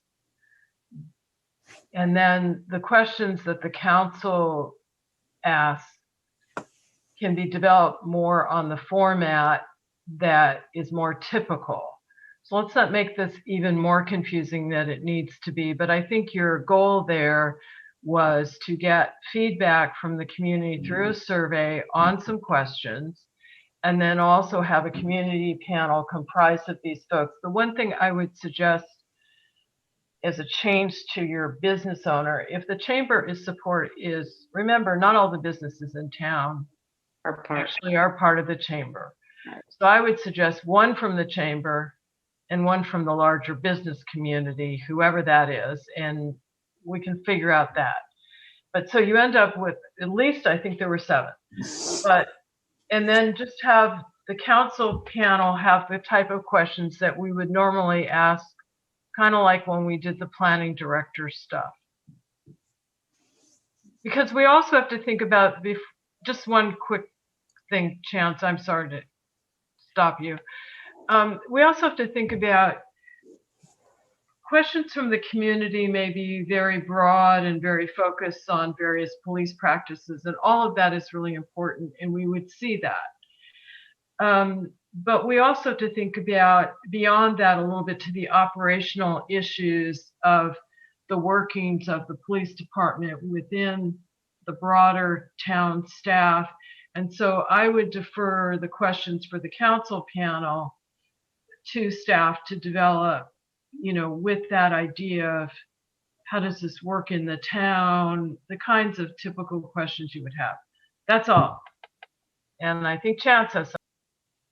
Yeah, so I had 6 members of that community panel. I had 1 Res J, 1 from the public safety alternatives, and 2 community. Oh yeah, I see. So it's 2 community members, 1 town board rep, and then you were saying so 7 being 1 chamber board member and 1 just business member at large. Is that correct, So you Barbara? have 1 chamber, 1 business owner, 1 Res J, 1 whatever that thing is. HIPSA, I hate that.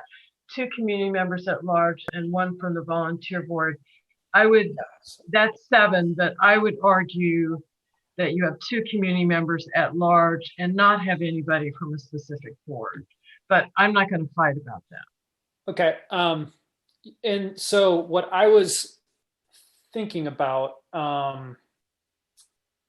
I don't know how we would develop this survey, if it would just be loose, like kind of, some open-ended, like what's the most pressing thing? What's public safety mean to you? And how do you see that moving forward in our town? Some things like that. But the benefit of doing 8 to 10, community questions that we boil down, and then the council receives those, and that's something that we can ask in our final discussion, is that that process, that community survey process, could move along in a parallel process to this community panel, which would cut down the amount of time. So we don't have to make it a 90-day thing, and we could try to make it a 60-day thing. That's one of the benefits I see. Plus, it doesn't make sense if we hand 8 questions to the panel and say, you have to answer these questions, but we still want, all of you to ask one of them, even though they're questions that came up from the community. So I think it makes sense to do them in a parallel process from my perspective, and have the community panel, and then we bring those community questions forward in our own interview.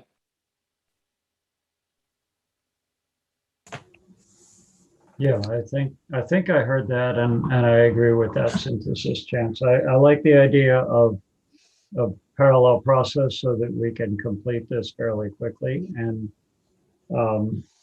my main question, and I like the composition of the panel that Renee initially suggested, whether there's someone from the volunteer board or not, is whether it's just the 2 at-large people, who of course could be from any board.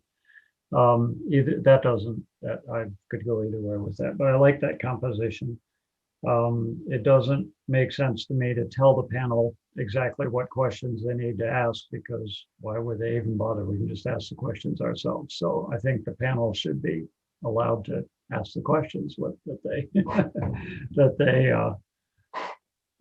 they choose to ask, I would suppose. But the survey, the idea of the community survey, I believe that, first of all, when council formed the Res J, that part of the idea of what the Res J might do with the funding that it was given was that they might want to do a survey. So that was already an idea that started out from the council. Not that that means it has to be done, but I've heard support for that in the Res J, even though we haven't come to the point of making a decision and decided to do that. But that, I think that's a general idea that yes, in some kind of information gathering might be something that the Res J or the PPPSA might want to do. So I wonder if there's an overlap there. I wonder whether the Res J or the PPPSA, probably most likely, could have some input of some sort into a community survey, the questions on a community survey, and thereby we sort of get two things done at once. I mean, it just makes sense to me to have a community survey. I assume what we're speaking of is actually the community answers the questions, kind of, like we did on Cascade Boulevard, but hopefully with a broad spectrum of people answering the questions.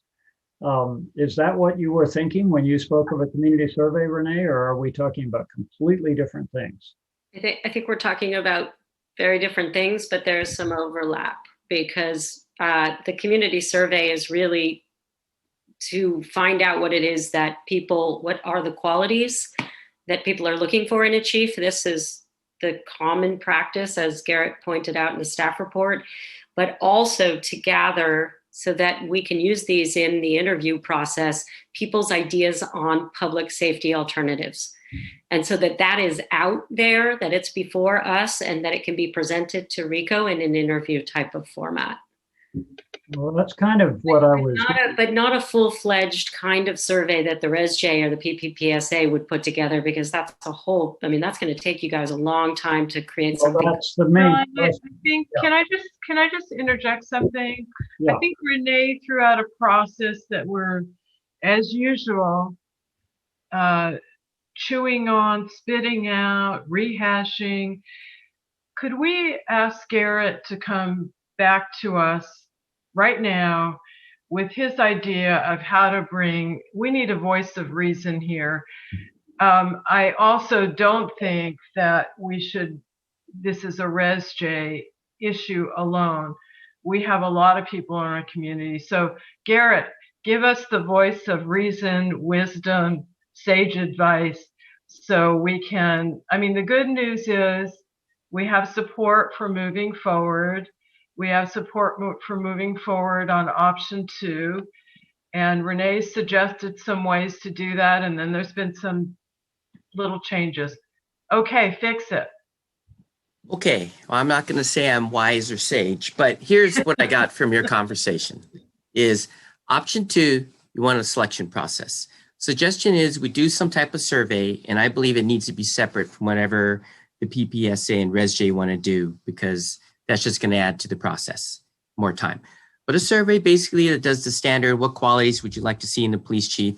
And it sounds like you'd like to have something that says, what are questions you would like to ask the police chief? And we have a fill in the comment. Then, as I understand what Councilmember Cutrano said with that could be a parallel process, because the council then could consider that input from the community in its interview process for developing questions. And this community panel could then, typically how it works for the community panel is staff comes up with questions, usually asks the community panel, are there any questions they would want to ask? Then we put it into a final list that we give to the community panel.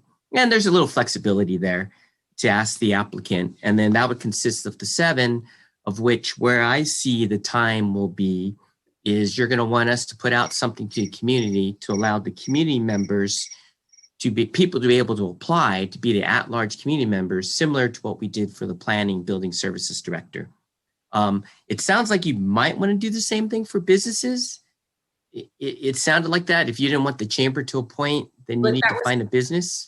Yeah, that's why I was trying to keep it so that it would be appointed within the body itself, so that we didn't end up with a lot of interviews at council for appointments. But we could interview from the businesses, and we could interview for the members at large.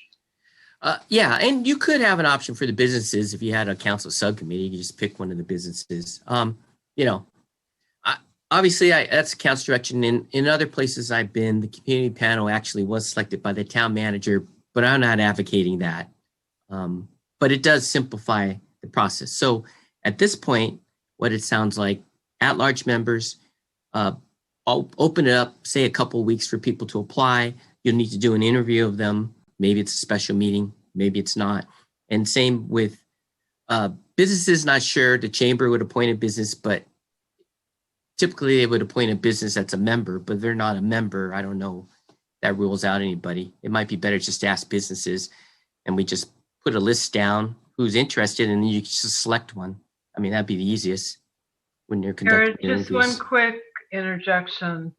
When we did the community panel for the planning director, we had a very simple process of picking 2 community at large members for that. I don't remember that exactly, but it was not a long interview. It wasn't any of this crazy process. So let's think of a short way of doing it, so we're not, continuing this and having all these special meetings and all this kind of stuff. But I agree with Councilmember Cutrano. We need to think of ways to do this as expansive as possible, but in a streamlined manner. Yeah, in parallel. Your 2 community members, you just did the regular council interview process. You asked people to apply, and you just interviewed them and then selected 2. Okay. There is one piece missing, though, and that is that I realize that you don't want to mix this up with Res J and PPPSA, but since the PPPSA has not had a chance to formulate all their recommendations and they're not really going to be part of this, I do think it's important in that survey that we get some input about public safety practices so that we as council can question the interviewee about some of those things that come to us from the public. If we're going to use what's generated in the survey with our council and town manager interview, I would like to know and give the public a chance to weigh in on some of those ideas and thoughts. It will then expand into a bigger process through the PPPSA and the Res J, but for now, it should be included in our questions of the potential chief. I certainly agree. Yeah, why not take the opportunity if we're going to do a survey of the townspeople? Why not take the opportunity of at least just asking an open-ended question with just a text field to answer that? What are your ideas for public safety practices or alternatives, whatever in Fairfax? Just get the ideas. It could be a good starting point anyway for the PPPSA to consider. So yeah. So I think I need some clarification here. I want to be clear. Are you saying for the survey, ask an open-ended question like you just that was just stated? a suggestion. Now I don't know if again with interviewing for the appointment of a chief, that it may not tie in. It may just be, here's this list. This is something to take a look at. Maybe from that or derive some questions like, here's an idea. What do you think about it? But well, I need to point this out. Pass up the opportunity to get input. I think there's plenty of opportunity to do my recommendation, there's plenty of opportunity for the PPSA and the Res J to conduct community surveys. If you say, PPSA, give me something for the survey, then they'll need to meet. They'll need to come up with all sorts of things. They may add a bunch of questions in there that may be pertain, not pertain. And then we'll have to wait. And then we'll need to wait and put this out. And all of a sudden, you have this complete uncertainty because the PPSA is going to come up with something. And what you're telling me is whatever they do is fine. That doesn't need to go to the council, which is fine. But all of a sudden, you're just going to add my personal, you're just going to add all this time to the process where different things. Yeah. Why can't you just do this? Do one survey and tell the folks on the Res J and the PPSA to respond to it. And if you have an area where you say, do you have a question you would suggest or an issue you want a question made out of, that would be more difficult, but why not do that? I mean, as usual, we are, just machinating this thing to death. We're getting into some level of detail, but I think we make sure that the Res J and the PPSA gets on and answers that survey as individuals. So respectfully, I would like to push harder on this, and that is that yes, a series of questions will be developed by the PPPSA and a survey will go out that will focus on that and draw out ideas from the community. But in this situation, if I as a council member are going to use some of the questions that come to us from the survey or some of the some of what we read and learn about in the survey to interview, such as, Interim Chief Tabaranza, what is your feeling about having a mental health specialist ride along on a police call to blah, blah, blah? I would like to know, I would like to take what I ask from what the community provides for us in terms of what questions and interests and concerns they have. So I wanted to just put a couple of places for people to write. I'm trying to fulfill what it is we did say to the public we were going to do as part of this. And I think we can do it simply. And like Bruce said, it's a starting point. So when the PPSA is ready, they can then have a more robust and comprehensive process of polling the community. I think I need a little more clarification because I thought the survey was asking the community if they had specific questions, which is what you raised as an example. I thought the intent was wanted the PPSA to provide information to do their own survey, or are you asking the PPSA for questions that they would like the council to consider to ask applicants? Nothing like that. I just want on the survey for there to be questions it's to the public. What qualities would you like to see in a chief? What questions would you like to be asked in an interview? And what are your thoughts about alternative public safety processes or procedures? Oh, I think I'm on board with that. I just didn't, it sounded like you were talking about something different. Sorry. Yeah, that's what I was thinking as well. This is not to say that PPPSA will develop those questions, because as we've said, that would take a long time.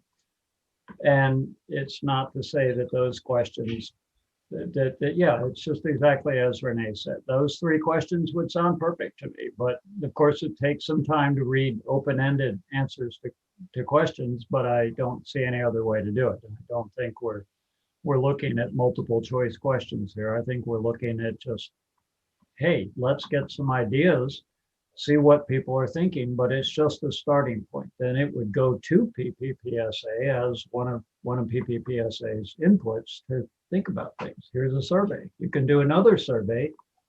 You can do whatever you want, but this is one thing that we've got, and we can do it right away. Yeah, I was not. I got it. That's good. We're good. Staff's good. I get it. I make a motion to go forward with option 2 with the public process as described here tonight, with staff fine-tuning that as they feel necessary. Stephanie, you want a second?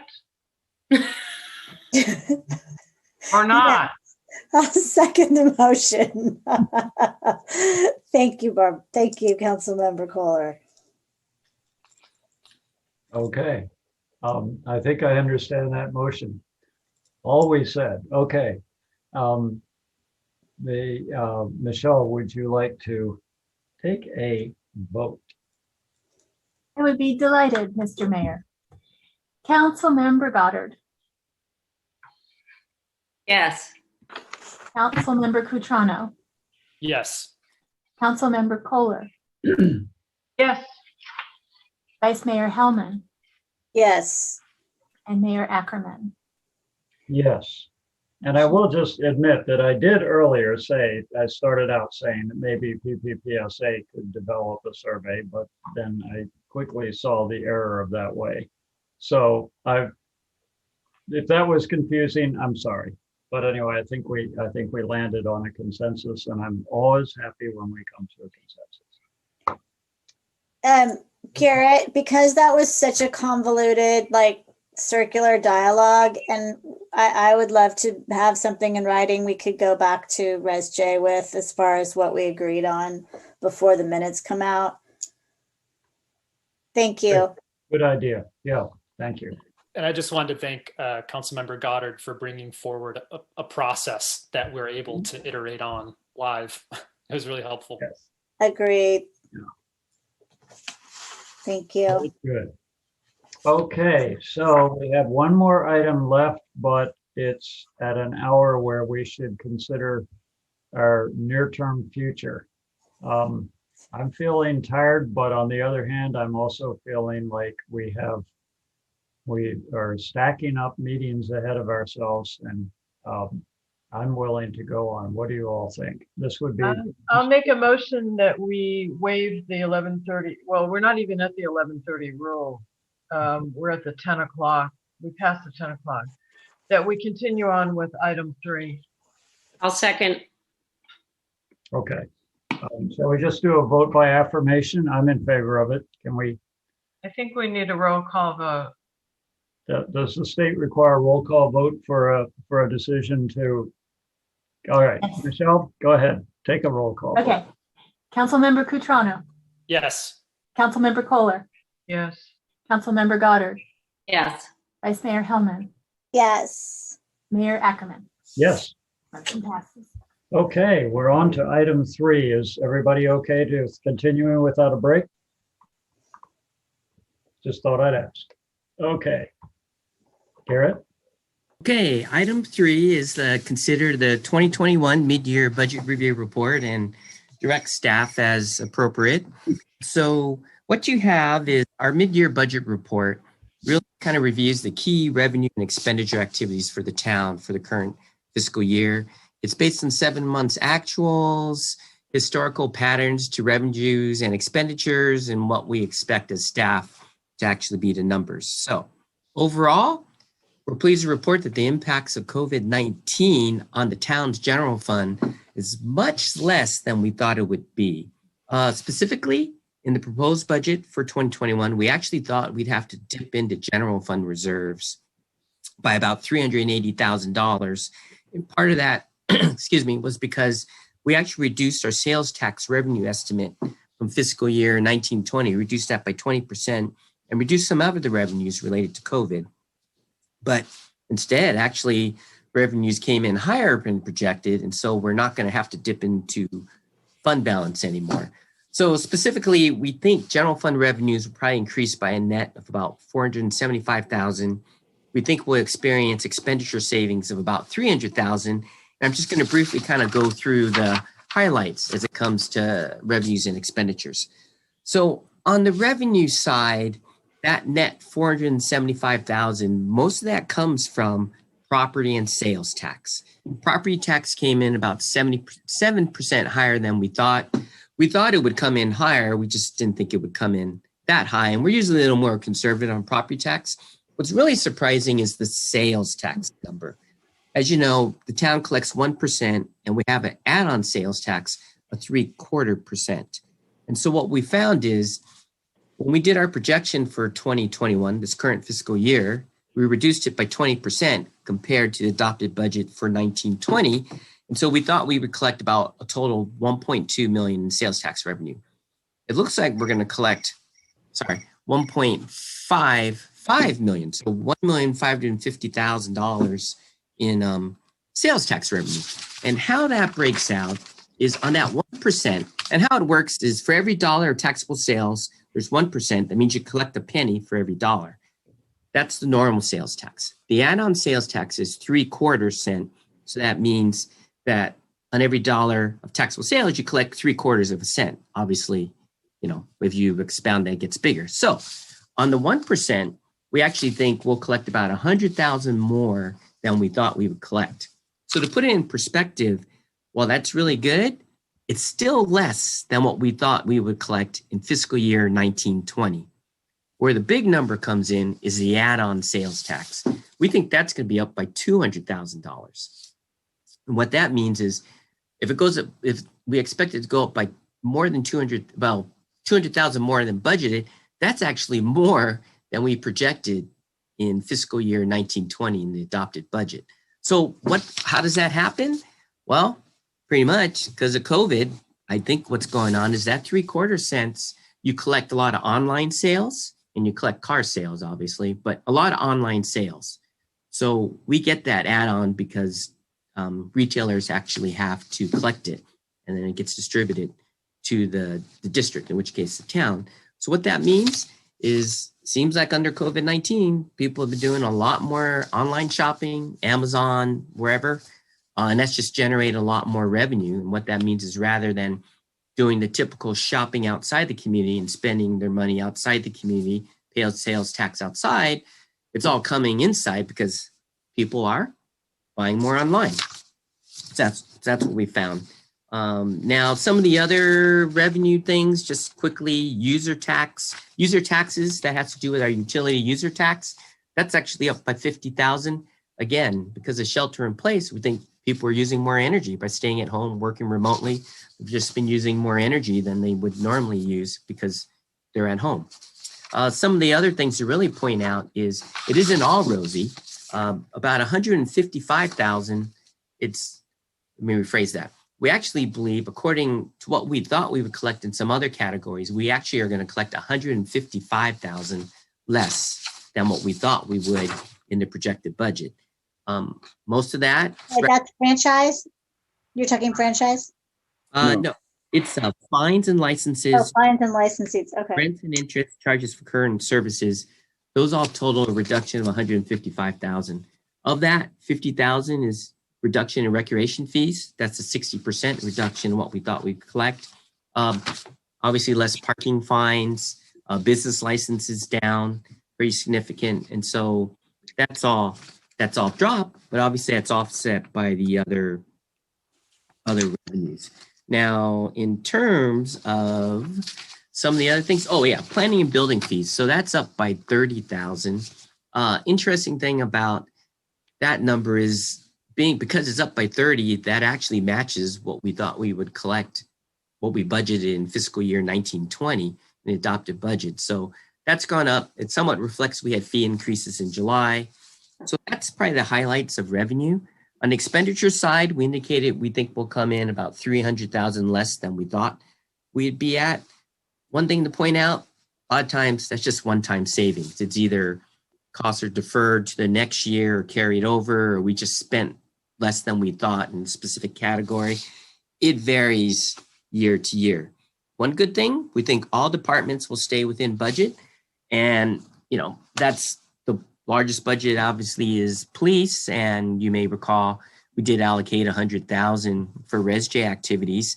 And it turns out even with that reallocation of funding, PD will stay within budget. That's really a combination of Chief Morin retiring, vacancies, turnovers, really offset the cost of added retirement in PD. So of that 300,000 that we think we will save in expenditures, 120 of that is in planning and building. And what that is planning and building budgeted about 200,000 for professional services, right? Housing element, objective design standards, and so on. And it just turns out that a lot of those expenses won't occur till next year. And so that'll be carried over. Rental facilities, building maintenance, that's actually about 40,000 less than we thought it would be. We had double janitorial for clean buildings and things for COVID-19. However, with expanded shelter in place, we had less building maintenance and we had less need for janitorial services, less energy. Projection is we'll save about 40 there. Same thing for public works. For professional services, we normally budget 180,000 total. Streetlight maintenance, signal maintenance, engineering services, tree contractors. That includes fees we pay to agencies like TAM and others. But really, that again fluctuates year to year. But the mild winter weather, we're thinking we'll probably going to not spend 40,000. That's probably because we're not using as many tree contractors or other outside services to clean up for winter storms. And lastly, non-departmental, those are charges not charged to any specific department. We think we'll have about 100,000 carry over there. Part of that is the money that the ResJ won't be using this fiscal year and we carry over to next year. And the other is claims, workers' comp. That always comes in this category. We think it's going to be less this year than previous years. So in terms of the other funds, you have other special funds. We think that's within budget. CIP projects, capital improvement program, CIP, those will stay within budget. But at the end of the day, when you add it all up with net revenues, projected expenditure savings, we may actually add about 400,000 or so to general fund reserves. Again, something to keep in mind. It's just an estimate. And what we do is the next budget cycle, we take a look at these expenditures and revenues, determine what's one time, what's one time, what's ongoing, do we need to make adjustments? And normally the council doesn't make any allocations of anything we might have in general fund until the next budget cycle. And then, as you know, under the federal American Relief Plan, there's going to be a certain amount of money coming for the town that the town will have to decide what to do.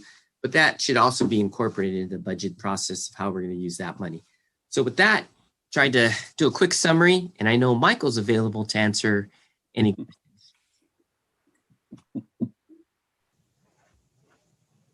Good evening, Michael. Hello, Bruce. And thank you for staying up late. I know. Once in a while, and it's worth it. We saved the best for last. Good news.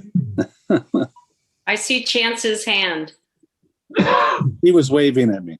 I do have High five. I do have some questions. And good evening, Michael. The first question I had, that could go to Garrett or Michael.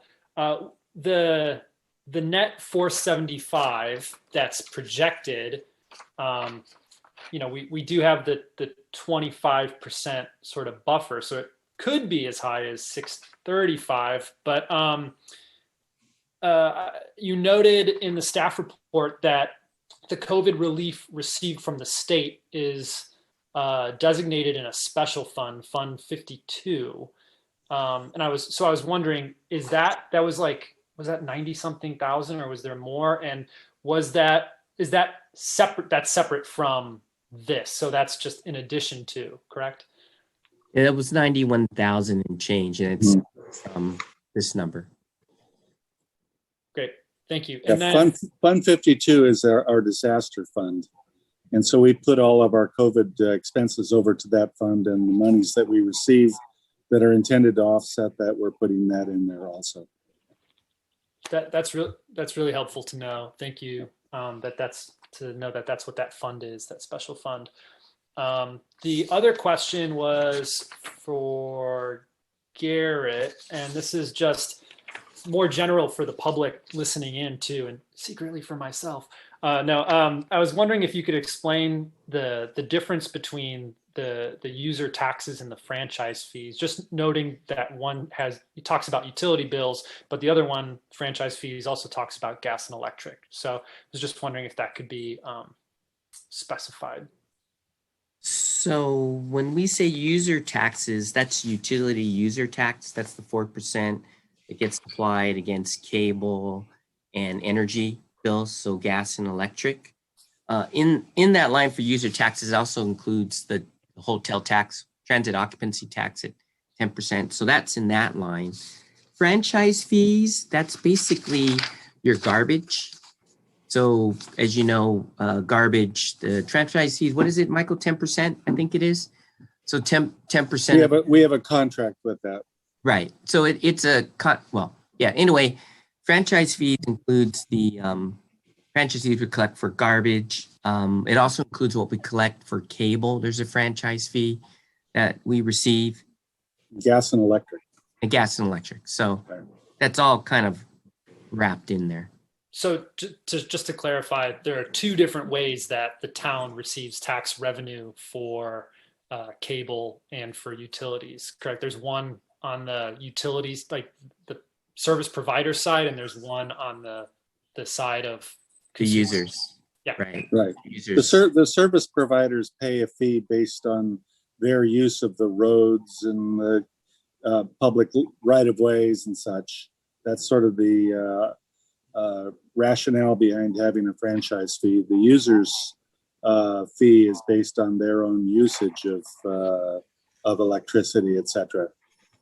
And we have a user ordinance which basically caps user fees at $360 per year, so they can pay that in advance and not be charged that fee.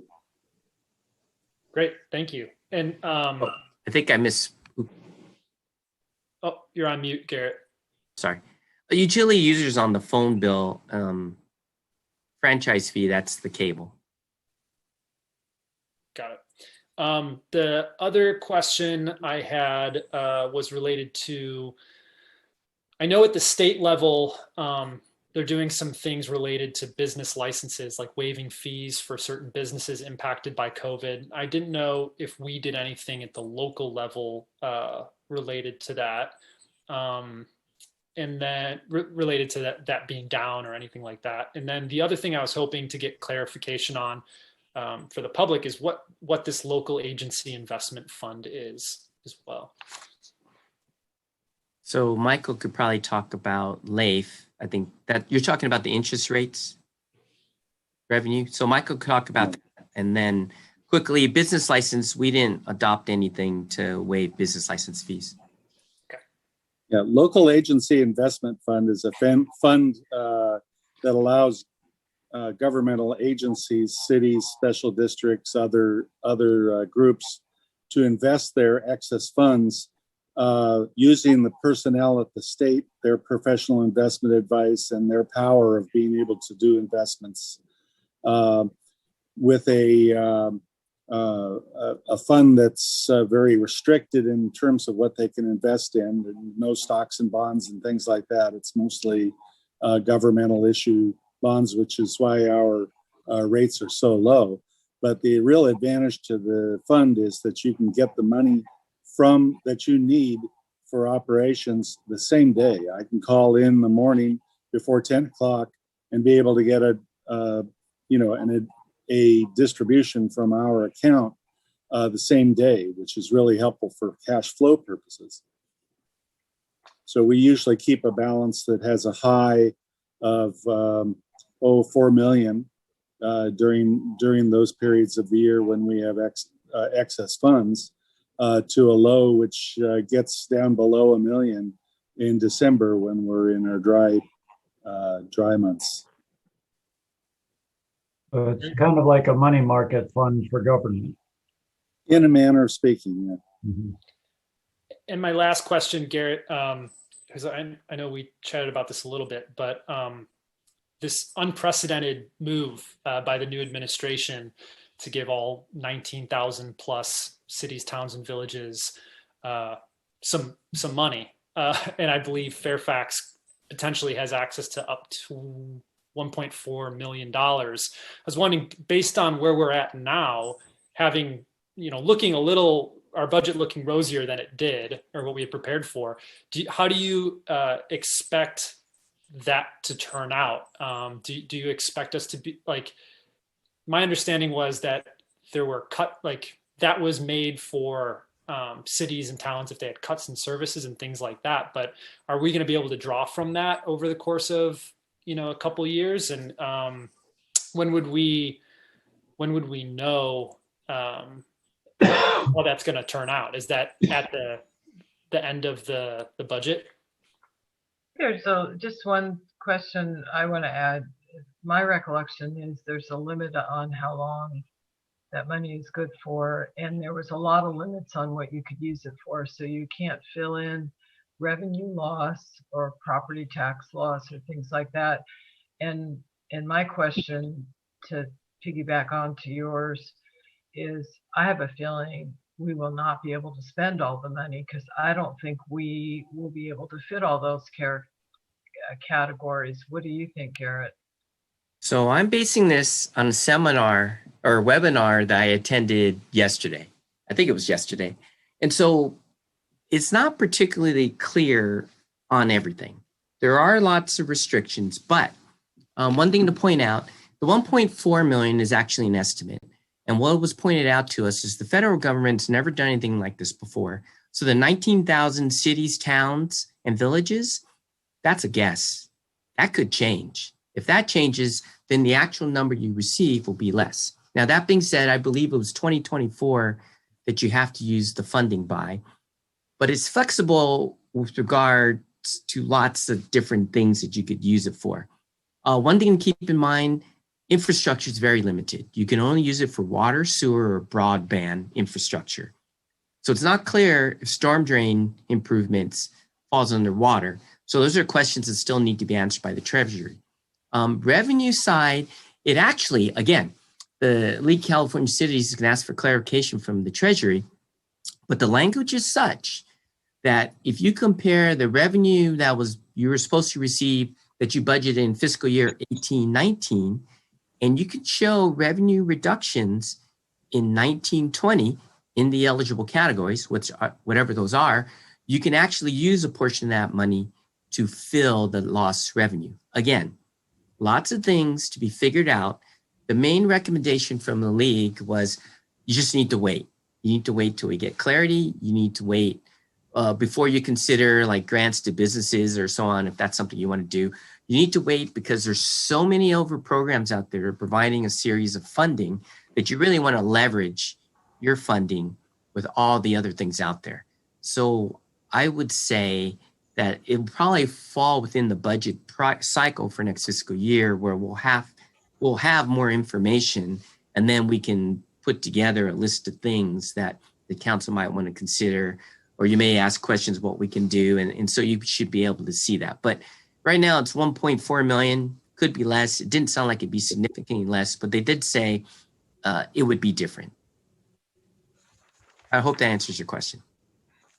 So are you done, Chance, or Yep, Councilmember Cutrone? So on that note, on the revenue side, and this links to the funding that we're anticipating. So when we look at the 1% sales tax, I'm curious, Michael or Garrett, if you have at your fingertips or you remember, do you know from a merchant category code standpoint, like do you know if, for example, gas or fuel went down and grocery went up? Like, do you have any insight there on the categories? And when we do go through this exercise, that level of data would be really, really helpful. So we have a sales tax consultant, and they do an extensive analysis of all of the categories and all of the individual merchants. We can't give out individual merchants, but we can talk broadly about certain categories. Sure. I noted that we did have food groups that went down, restaurants and such. Other ones, certain markets went up, certain markets went down. It's not easy to tell why one went one way and one went the other. But the categories, we have a distribution sheet. Normally, I am giving council handouts that talk about the non-confidential summaries of what our sales tax things are, and I did have one for this report, but we didn't put it in there. I'll be sure to put that into your boxes so that you have that. Mm-hmm. Thank you. Yeah, so I have it up on the screen. So to answer your question, it's all comparative. So for third quarter 2020, 4 quarters previous to, compared to the 4 quarters previous in 2019, on a per capita basis, it's like 4 quarters in quarter 2019 is $80 per capita. 2020 third quarter is $80 per capita. Basically, it's the same. And that report was from the Bradley Burns and did not include the 0.75%. Right, 0.75 cents is probably higher. So, yeah, so it does have that. Like Michael said, food products is down. General retail, online sales is way up. And what about fuel? Do you know? Fuel is always driven. I have to look. Fuel is always driven by just how much it costs, because you charge sales tax. So as fuel prices go up, you collect more, and if it's down, I just didn't think people were driving as much because we're all home, but maybe not. Yeah, we have 2 elements of tax that we collect from fuel. One is a per gallon charge, which is the state tax, but that's distributed based on per capita basis. And then we have the sales tax. So the higher the price of fuel at the pump, the more sales tax we do collect on those sales. Yeah, according to the thing, it's the same. Per capita set on the 1%. Per capita $7 last year and $6 this year, or interesting. 2 years ago. It's about the same. about the just, and then on the cost side, the distribution of the 300K, I'm just curious how that was determined. Like I'm curious about the 40K to Public Works in particular, how that was determined, because I know we have a lot of Public Works efforts kind of queued up. Yeah, so that's on the maintenance side, and what we do is we look at historical, we look at where we think we're at and how much more we'll spend.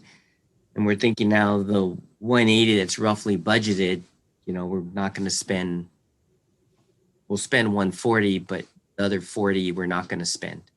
But again, a lot of things, it varies year to year, and sometimes while we might say this, all of a sudden you have a bunch of trees fall, something happens, and all of a sudden we spend that 40 just like that. Right. Okay. And then if memory serves, we dipped into reserves by was it 20,000 or how much did we dip in? It was budgeted. We dip into reserves by 380,000. So much for almost 400,000. When did we do that?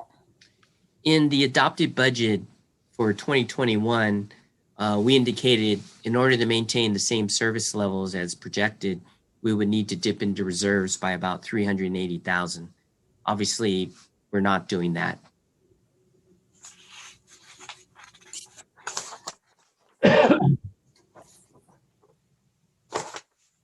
Okay, I don't have any other questions.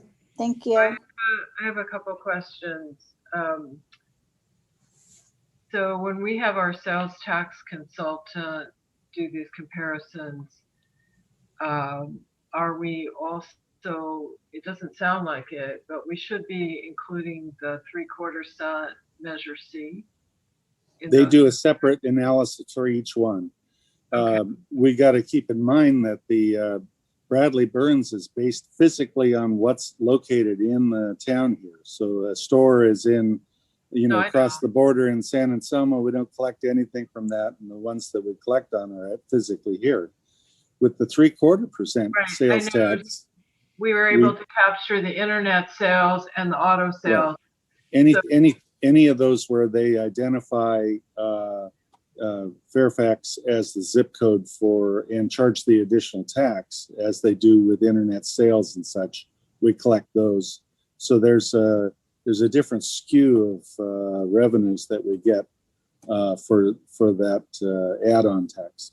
Well, it would be nice when we get that summary to take a look at that, because we should all remember that without that Measure C and before it was Measure D at 1/2 cent, we didn't capture those. So because a lot of people are sitting at home ordering internet, maybe more than going out to the store, it would be really good to take a look at if that spiked up from previous years. Now, there may be a little complication because there was some overlap with Measure C that was 1/2 cent. But I would like to see that when we get those comparisons. The other question I have is, and maybe I'm remembering this incorrectly, but I thought we also borrowed about 500,000 or 550,000 from the county to 500,000, right? Okay, so since we borrowed that, and I don't think we need it, and I know that interest was almost nothing, are we paying it back sooner, or what are we doing? We pay it back over 5 years, but we've actually spent it, Paul. Yeah, and we're about 3 years into that now. So, okay. All right. Well, thank you very much. One last question for when we get to the budget actual workshop. Is this the year we're going to do the pavement management plan again, Garrett? No, it's only updated I think it's 2 years, and we just got it last year. So no, we didn't get it last year. Well, I don't know if I brought it. Well, I don't know if I brought it to you, but it was definitely updated last year, and it was built in. So I guess to answer your question is this year it's not an update to the pavement management plan. It'll be next year. Okay, because I remember one year we had a really nice presentation and we were able to. Oh. And how much money we wanted to spend. And I think even though we're not going to do a pavement management plan, I would just request when we get to the budget that we spend a little time on that, because there are roads. I don't think we ever spent all the money we allocated, which was something like $500,000 to fix a bunch of roads.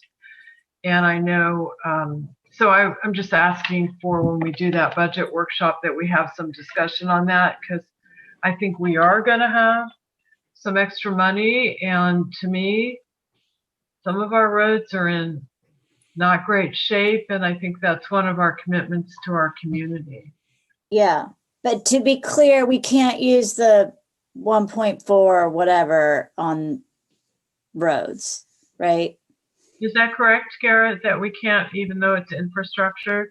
But could we, is the League of California Cities getting clarification on the issue of the stormwater repairs? Because I know that deadline is coming.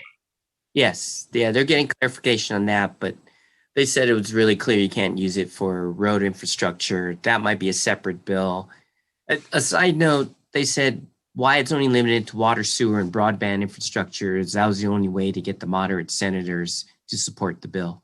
Okay, well, that's fine. But regardless of that, I think we may have a little extra money. And I know that from the nodding of heads, we are interested in looking at our road repairs when we get to the budget. Okay, thank you. Renee? Yeah, I just have a general question. What have you guys found in terms of how other cities and towns have weathered this year and their projected budgets?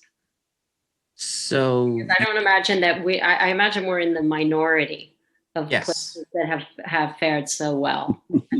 Yes. I actually asked all the managers on their sales tax revenue last week. All of them said sales tax revenues were higher than what they budgeted, but lower than what it would have been otherwise. And in our case, ours is higher than our adopted year 1920. So that's somewhat of an anomaly.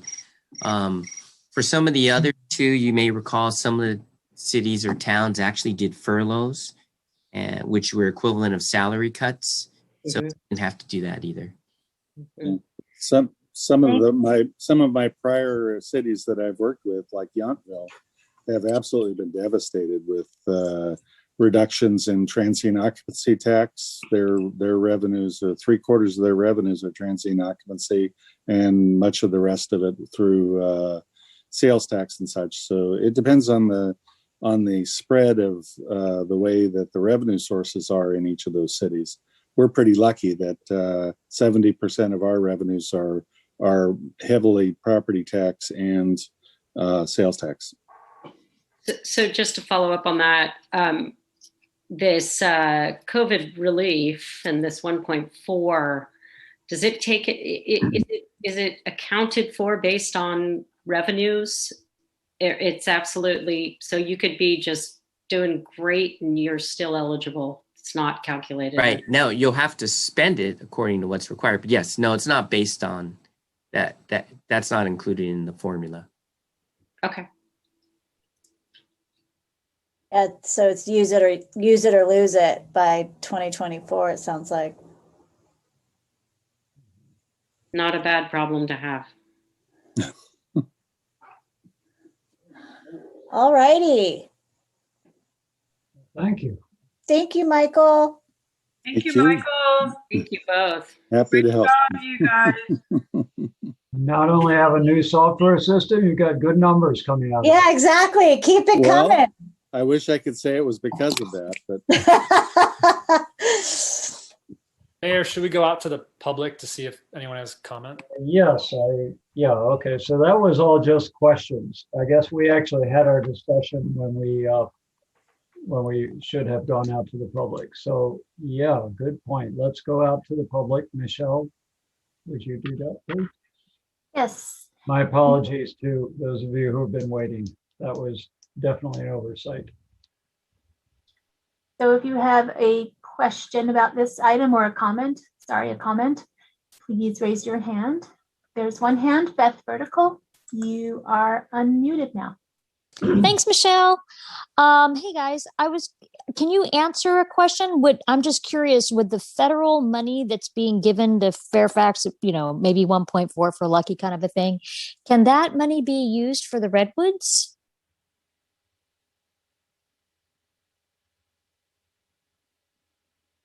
Anyone?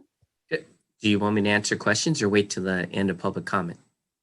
I'm open, however it happens. I'm just curious because we said we couldn't use it for infrastructure, but I'm wondering if it can be used for Redwoods. Specifically for that, I don't know. I don't think so. But if you use it for other things, that frees up funding. Oops, you just muted yourself, Garrett. Sorry. So I think the best way to describe it, as the council goes through and figures out how to best use that 1.4, to extent it frees up other revenue sources, then those revenue sources could be used for other council priorities. Thank you so much. Okay, that's great news. Thanks, Beth.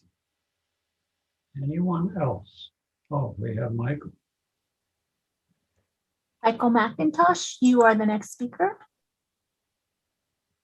Thank you. A question for Michael. Michael, I remember a few years ago that there was a way, and I know you brought this up earlier about the $360 to lower the utility cost tax to the businesses. Could you please expound on that? Because I do recall that there is some litigation that people could file claims and get that returned to them. And I think it's something good for the public discussion. Thank you. Council direction on whether you want me to dig into that, or how do you want me to respond to that? If it's something that you can briefly respond to and you're well prepared for it, then yes. But if not, then feel free to. Well, in general, businesses can can have a cap of $360. Michael may be referring to the fact that if your business is actually, if you pay the $360 up front, then you can have the utility not withhold that utility user tax. The utility will not cap it itself. So the possibility arises that a business could end up spending over $360 on the utility user tax. And I would assume that the way that the ordinance is written, with a $360 cap, that you could get a refund for everything that you spent over that. I think that the business would have to provide evidence that they spent over $360 and apply for a refund on that. I think that might be what he's referring to. Thanks, Michael. Mm-hmm. Both of you, Michaels. I do not see any other hands. Okay, let's bring it back to council. And since we did actually jump the gun and had our discussion, is there any further discussion? Yeah. I didn't have my discussion earlier. I just asked quite a few questions, but I just wanted to take the moment to thank Michael and Garrett both for enlightening us this evening, and also great work on the budget in preparation for COVID. It was conservative, but in a really good way. And it was also just great to see that all of our different departments were going to meet the budget, the projected budget, especially PD, given the public coming repeatedly and asking questions about how that money that was allocated to ResJ would affect operations. It was great to see in this mid-year review that things are looking good. And the other thing that was great to see was that you all doubled that janitorial budget too. And I just thought that was good foresight, and just appreciate how much you all put into this work. Absolutely. a steady hand on the budget. It's paid off. It's certainly lucky for us as council people to be in a town that is so solidly in a good position financially. May it continue. Thank you all. Okay, is that it for this item? And are we? Motion to adjourn? Yeah. May I read the adjournment, please? Yes. So one of our esteemed members of the community passed away recently, Eugene Silvio Ardito, and his son Michael Ardito asked if I would read the adjournment that he wrote. Eugene Silvio Ardito was born at the family home on Inyo Avenue in Fairfax in 1925. He attended school in Fairfax, served in the Navy for World War II, was a charter member in 1949 of the Fairfax Parlor of the Native Sons of the Golden West, and worked 36 years for the Marin Municipal Water District. Gene Ardito was one of the 5 esteemed, what Lou Vaccaro used to call the men of the wrinkled faces, that used to meet at Barefoot Cafe, and most of them are gone. Pete Aragoni, Lou Vaccaro, now Eugene Ardito. And Joe Bruce is still with us, and I don't know the other member's name, but he is still with us. So thank you, Michael, for asking me to read this. And Michael is a great son, and Gene Ardito was a great member of our town. Thank you. Thank you, Barbara. Okay. Meeting adjourned. Thank you. Thank you.